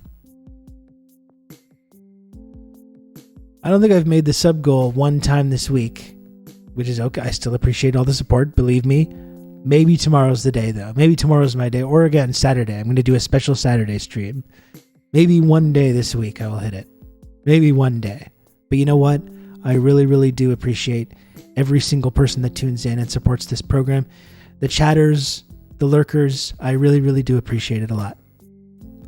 Cyber Rob will come back soon. It's been harder at night because I've been watching the NBA playoffs and I've been doing other stuff, so I just haven't really much felt like playing, but I will do Cyber Rob 2077 soon.